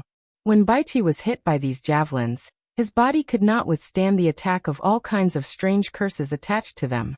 A muffled groan rang out as Baichi's left thigh was pierced through by a javelin that moved as fast as lightning. An extremely corrosive and gloomy aura sprayed out from the javelin, and soon, half of Baichi's thigh was dyed black. In the blink of an eye, the ferocious and brave Baichi grabbed the javelin and violently pulled it out. Dark blood splashed in all directions. Baichi staggered a few steps forward and nearly fell to the ground. Clenching his teeth furiously, Baichi roared furiously, "I'm too ashamed to see anyone today." Mixed with the boundless killing intent, a towering rage transformed into a white tiger with a pair of wings on its back and soared into the sky. Wisps of white light shot out from Baichi's eyes as he glared at those soldiers who surrounded him and roared, "Die! What are you waiting for? You're going to die soon." The bright gleams flashing on the bodies of 1,800 soldiers shattered at the same time, while all kinds of defensive spells cast on them by oracles were shattered by Baichi's glare. Suddenly, the soldiers who were holding the shields let out a miserable hiss, as their souls were shattered by Baichi's glare. Suddenly, countless wisps of white smoke mixed with broken soul fragments rushed out from their 7 apertures, transforming into streams of light that flowed into Baichi's body. Laughing hideously, the wounds on Baichi's body healed quickly, and even the piercing wound on his thigh had disappeared in just a short time. Raising his sword, Baichi taunted the soldiers of Diyu, who were slowly approaching from the back. Ing Zheng gave a wild laugh, then turned to the emperors and ministers of 6 dynasties and said complacently, "Prince of Wuan is mighty. Ha ha ha." Ing Zheng was showing off his prowess, while all the ministers of Qin state were grinning from ear to ear. But the faces of the emperors and ministers of the other 5 dynasties were unsightly. Their faces were dark, and they were cursing in their hearts. Why didn't this butcher get smashed into meat paste by the formation? Even though the 6 dynasties had formed an alliance, the emperors and ministers of Zhao state did not have a good impression of Baichi, especially towards a butcher like Baichi. Standing off to one side, Wei Wuji ran his fingers through his beautiful swallowtail beard and said coolly, "This formation is divided into 6 gates. Why don't we attack 1 gate each? Hee, let's see who will be the first to break out of the formation. Why don't we bet 3,000 beauties?" The eyes of the emperors and ministers of various dynasties lit up, while Tianwen nodded smilingly and said, 3,000 beauties? That sounds very elegant." Laughing loudly, Tianwen waved his hand and led all the civil and military officials of Qi state to charge toward one of the formations. For a moment, the cries of battle broke out, as the emperors and ministers of 6 dynasties exercised their respective divine abilities and charged toward one of the formations. Betting with beauties? Wu Qi shook his head. He was too lazy to join the battle, as he did not want to snatch the prize. However, Princess Zhongli grabbed him and forcefully dragged him toward the formation where the emperors and ministers of Great Yan were attacking. A bright gleam shone from Princess Zhongli's eyes as she cried out, "Husband, each of the 6 dynasties will bet 3,000 beauties. If we are the first to break out of the formation, won't all these beauties belong to us?" Princess Zhongli winked at Wu Qi coquettishly and said with a smile, "Zixian has been worrying about choosing concubines for you.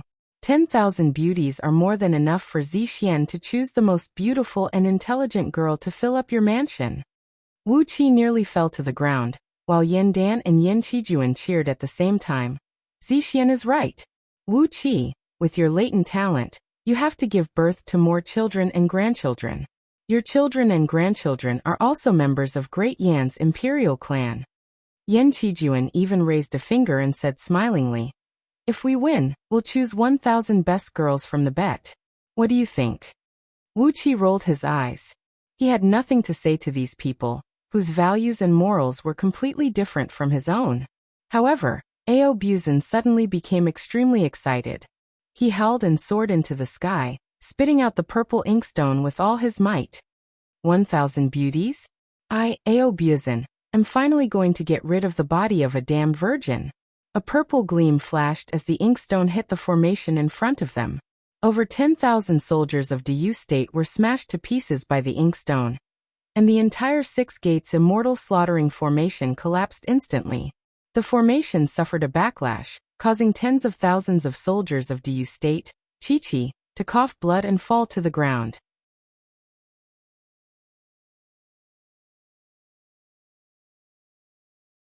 Chapter 660. The Purple Heart Inkstone was a treasure personally crafted by Lord Lu.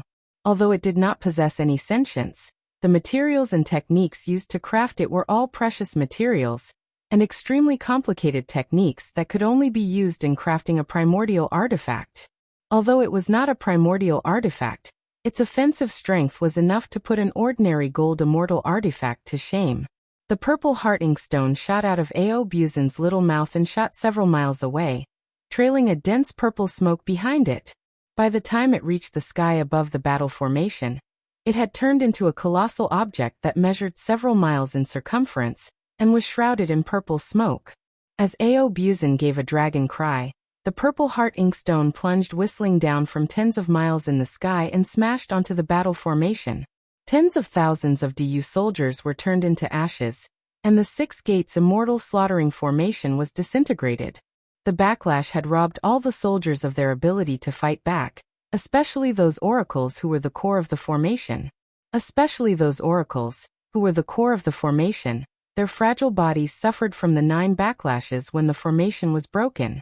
Over 1,000 oracles exploded into clouds of blood mist in midair. Their souls howled and flew up into the sky, soon turning into nothingness under the sunlight.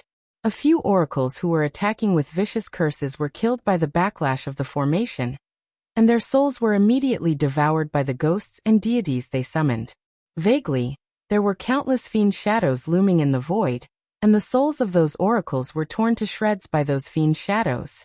Those who were powerful enough could even hear the greedy chewing noises made by those fiend shadows in the void. Kill, kill, kill. Baichi kept waving his sword, and letting out loud battle cries that pierced through the clouds. Led by Baichi, the generals of the 6 states killed tens of thousands of Du soldiers as if they were cutting melons and vegetables. Corpses were strewn all over Dian Immortal Pass, while blood flowed and stained the ground. The pungent smell of blood made the faces of the immortal officials and officials of the heaven, who were watching from the sidelines, pale. The 80,000-strong garrison was wiped out by Wuxia and a few hundred men. The immortal officials of the celestial court had good eyesight, so they could tell that Baichi and the other emperors and ministers of the 6 states had just stepped into the realm of heaven immortals. But they had wiped out the 80,000-strong garrison of Du soldiers, including several hundred generals and oracles whose cultivation bases were as strong as heaven immortals, and the general of Du stationed here was an expert of the 7 stars realm of the first Pango heaven.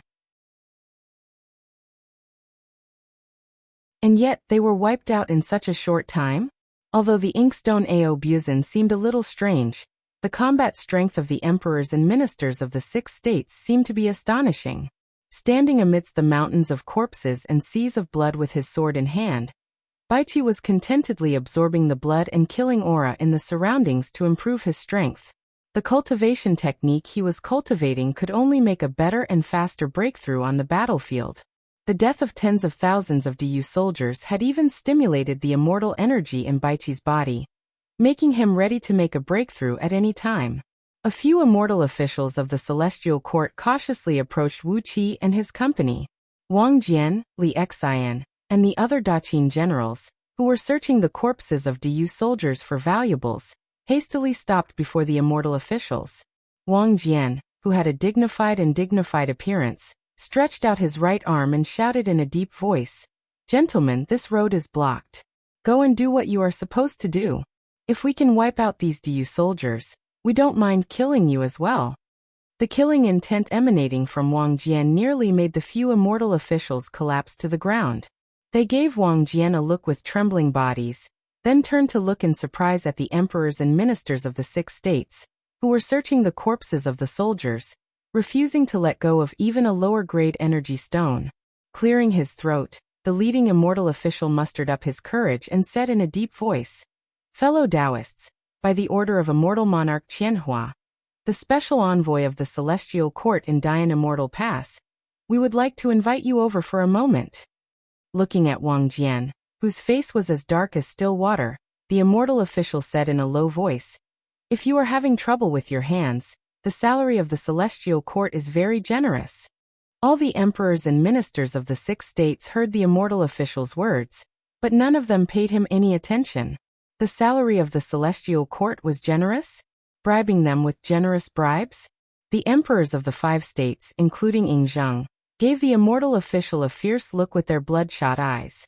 Disregarding their dignity as emperors, they stooped down and fished out a few energy stones, spirit herbs, and ores from the belts of a few soldiers. The salary of the Celestial Court was generous? Could it be as generous as the astronomical amount of natural treasures proposed by Wu Qi? This damned black celestial forbidden curse. In order to break this frightening curse that had been haunting Yingzheng and his men for over 2,000 years, they had to pay a very high price. As the emperors of the 6 states, they had already begun to make money from the dead on the battlefield, and had begun to accumulate their belongings bit by bit, preparing to offer them to Lao Ai in exchange for the freedom of the emperors and ministers of the 6 states, as well as their descendants. So, how could they not be irritated by the fact that the salary of the Celestial Court was generous? If not for their weak overall strength, Zhang and the others would have thought of robbing the great emperors of the celestial court. Damn it, the price that Wuxia gave them was just too frightening. When the eyes of Zhang and the others glared at them with a murderous aura and blood-red gleam, the majesty of an emperor and the frightening killing intent that came rushing at them made them shiver with fear. Without hesitation, they spun and fled. They were a group of murderous men who had gone mad. These immortal officials were experienced and knowledgeable, and what kind of people had they not seen before? Zhang and the others were just as frightening as those fiend immortals who had gone mad in their cultivation, and spent all day refining fiend artifacts in piles of corpses. Perhaps these immortal officials would really attack the subordinates of the celestial court stationed in Dian Immortal Pass. They did not want to offend these terrible people. After scaring away the few subordinates of the celestial court who wanted to recruit the people, the emperors and ministers of the 6 dynasties used the fastest speed to loot all the valuables from the tens of thousands of soldiers, and then stormed into the barracks and administrative center of Diyu in Dian Immortal Pass. All the valuables were taken away, and even the water basin used by General Diyu's pet, a mixed blood cloud treading green qilin, was taken away by Qin Wuyang. The qilin was too extravagant, as the water basin used by it to drink water was actually made from green conch engraving stone.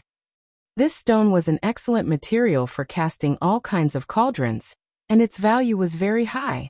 Qin Wuyang could not be blamed for this. The emperors and ministers of the 6 dynasties were now so poor that they were like a swarm of locusts, looting everything wherever they went. After looting the barracks and administrative center of Diyu's garrison, the emperors and ministers of the 6 dynasties returned to the square where the teleportation formation in Dian Immortal Pass was located. Behind them was the barracks of Diyu's garrison, and in front of them were the palaces where the immortal officials of the celestial court worked, as well as the pavilions where they usually lived.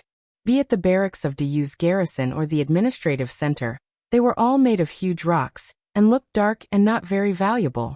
But the palaces and pavilions of the immortals were different.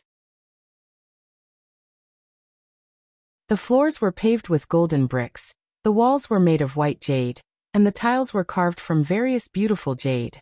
Their pillars were either made of pure gold or pure silver, or all kinds of precious materials such as crystals, corals and hawksbill turtles.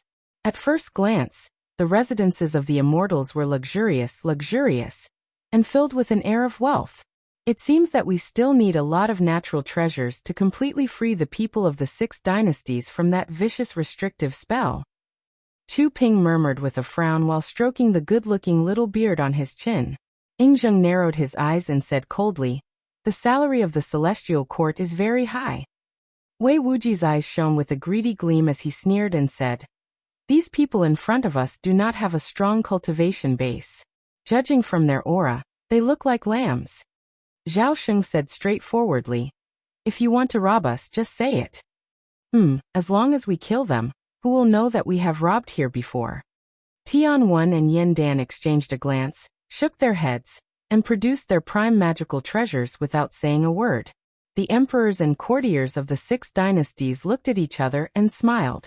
Then, led by the emperors, hundreds of valiant generals and wise civil ministers, Chi produced all kinds of magical treasures and charged aggressively toward the people of the celestial court, who were caught off guard. A few breaths later, Baichi came to the forefront proudly. Waving his sword, he cried out, "Let's spread out. Daqin, attack from the front. Great Zhao, outflank them from the back. Great Wei, Great Qi, surround them from the left and right. And Great Yen, prevent them from escaping through the air. My friends from Great Yen, if they escape through the earth, can anyone run faster than you with the Tao of Ghost and Deity?" The emperors and courtiers of the 6 dynasties roared in unison, and according to Baichi's order, they surrounded the people of the celestial court in Dian Immortal Pass. Daqin, who was charging head-on, possessed an amazing combative strength, and the men of Daqin all had excellent prime magical treasures. The immortals howled and howled miserably, unable to fight back. The men of Great Zhao all had excellent mounts, and they had inherited the tradition of riding and shooting in the past. With just one charge, they had shattered the restrictive spells of the immortals. The men of Great Wei and Great Qi were very strong, and they surrounded the immortals from the left and right, forcing them to flee like rats. Some immortals tried to escape through the air, but Yen Dan's disk of heavenly Dao transmigration hovered high in the sky, killing every immortal who tried to fly up. There was also a beam of light that Jing Ke had transformed into. No matter what kind of prime immortal artifact you had, you could not withstand his deadly strike. Sun Kuang and Han Fei had unleashed a series of marvelous techniques, confusing the immortals who soared into the sky, and soon, they were all killed by Great Yan's siege. As for old Mr. Mod, well, he had taken out Mo City, which was 10 times larger, and was now dozens of miles in circumference. As soon as Mo City was out, the immortals went straight underground, and no longer had the courage to take the air route. Unfortunately, the ground was already occupied by millions of Yin ghosts and deities. As soon as the immortals entered the ground, they were surrounded by countless Yin ghosts and deities, never to crawl out again. In just half a quarter of an hour, all the men of the celestial court in Dian Immortal Pass were wiped out, and all the treasures they had plundered in Dian Immortal Pass had become the war trophies of the 6 states. Just as the men of the 6 states were plundering everything in and out of the Immortal Pass, the void suddenly darkened, and then a patch of void shattered. A pitch-black supreme tower, divided into 6 grades from top to bottom, flew out of the shattered void. A shrill whistle rang out, and all the living beings within 10,000 miles of Dian Immortal Pass fell to the ground, unconscious. Wuxia and the men of the 6 states felt their souls were shaken by the whistle, and they were nearly dragged out of their bodies. Fortunately, they all had powerful treasures with them, especially Ying Zheng, who had unleashed the Cauldron of You. With all the extraordinary treasures working together, their souls were finally saved. But the strange whistle had still severely wounded them. Even Ao Buzin, who was lying on top of Wuqi's head, coughed out a mouthful of blood despite his cultivation base as a gold immortal. Wuqi smiled bitterly as he stared at the black supreme tower above him. Why would a supreme high priest suddenly appear here?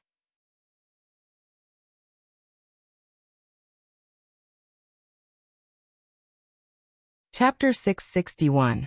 The lone, pitch-black supreme tower hovered above everyone's head, and shrill cries that sounded like the cries of apes kept coming out from it. The cries were not sharp, hoarse, soft, or soft. In short, they sounded ordinary, like the cries of a cat that had been starved for 3 days and 3 nights and had its tail stepped on. But these cries, which sounded ordinary, had completely suppressed Wu Qi and his company. The Cauldron of You was hovering high above Ying Zheng's head, sending out dark waves that swept across all directions. But when they were hit by the cries, the waves burst out and scattered in all directions. If not because Yen Dan and the other few emperors were protected by extraordinary treasures that were not weaker than the Cauldron of You, just a few cries alone would have killed Wu Qi and his company. Li Xian pulled out the longbow backhandedly, and a pale silver arrow was knocked on the bowstring.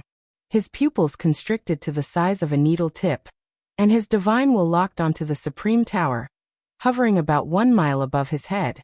Li Xian pulled the bowstring, injecting all his spirit and energy into the arrow.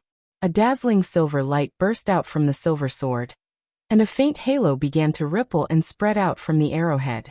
Vaguely, there were a few circles of tiny runes spinning rapidly amidst the halo. A burly figure appeared behind Li Xian's back, and the movement of this man was exactly the same as Li Xian.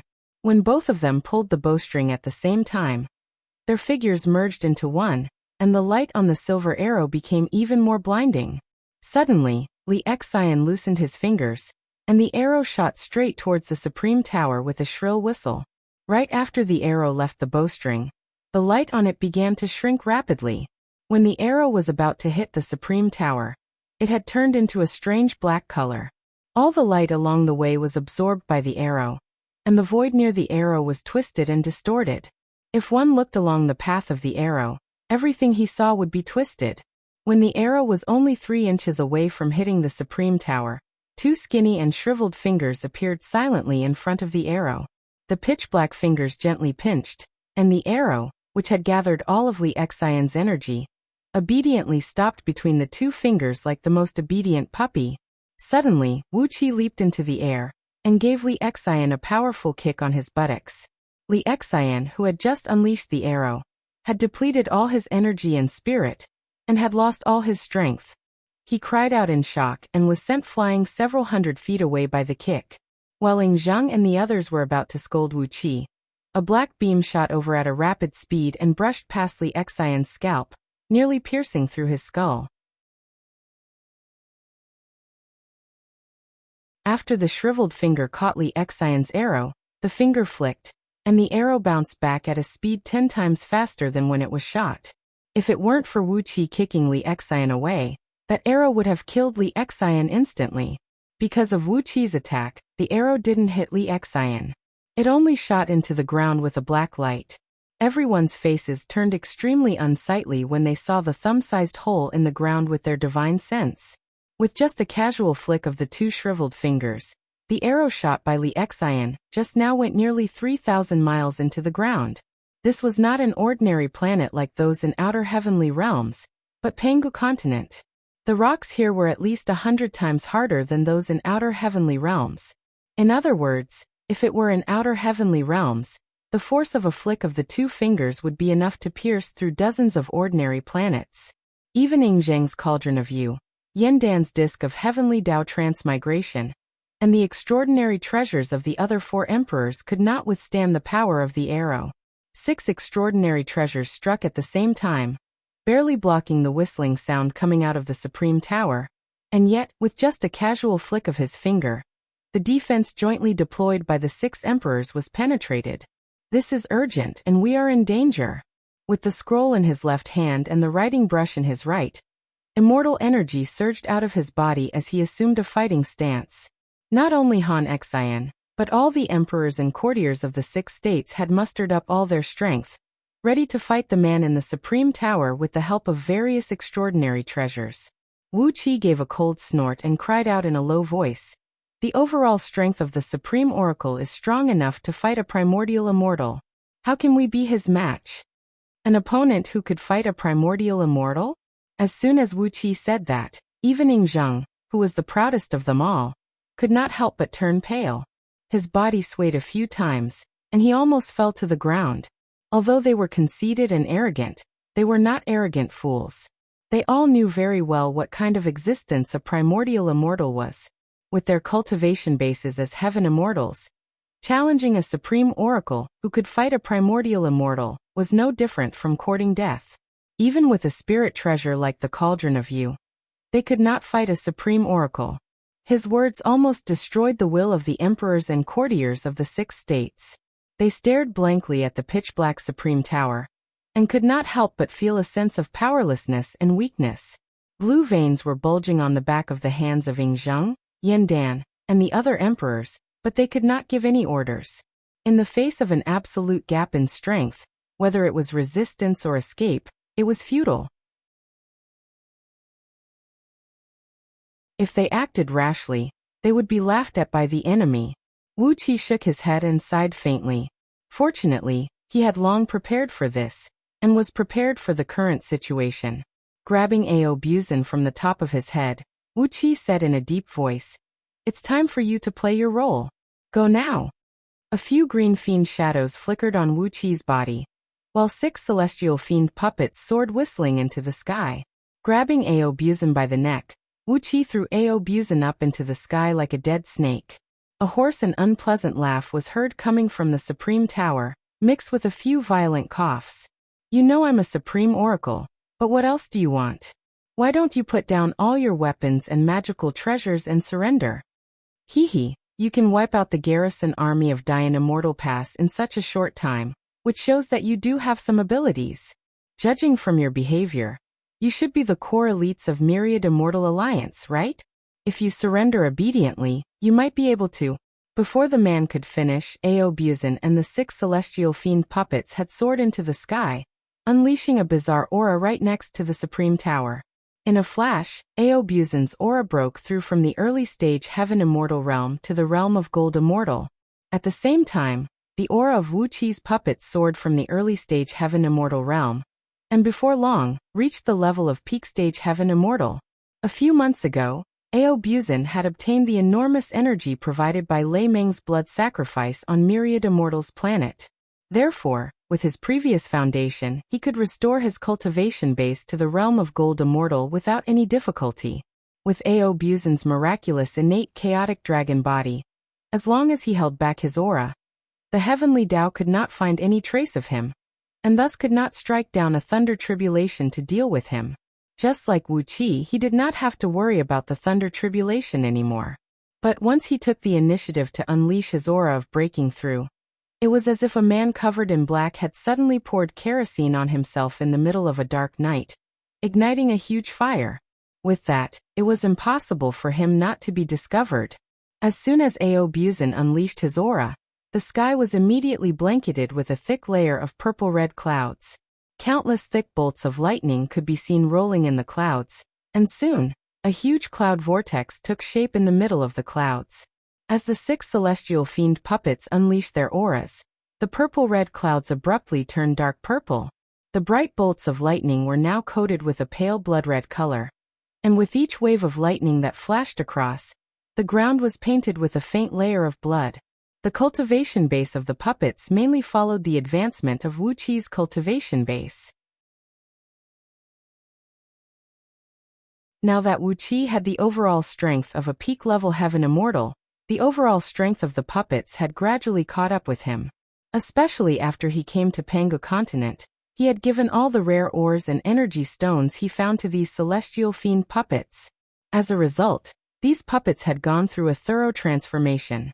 At this moment, just like Aobuzin, they had unleashed their aura of breaking through, and the heavenly tribulation they attracted became even more terrifying. The purple-red tribulation clouds of gold immortals immediately turned dark purple, the nirvana tribulation clouds that targeted top-grade gold immortals. Wuxia chuckled as he tried his best to unleash his aura. Princess Zhonglu rolled her eyes at Wuxia, then followed suit and unleashed all her aura. An enormous energy wave towered into the sky. Ying Zheng and the others were smart men. When they saw what Wuxia and Princess Zhonglu were doing, they laughed maliciously and unleashed all their aura without reservation.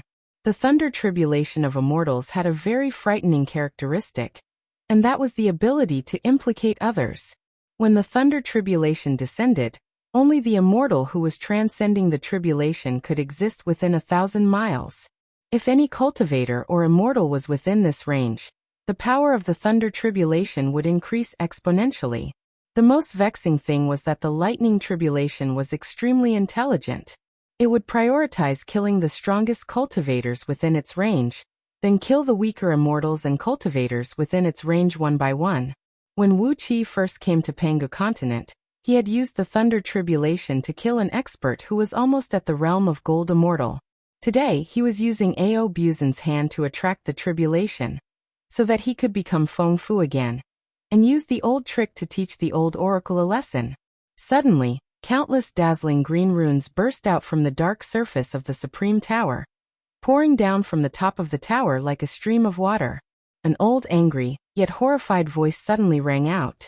"Shameless juniors, how can you be so shameless? I'm so angry."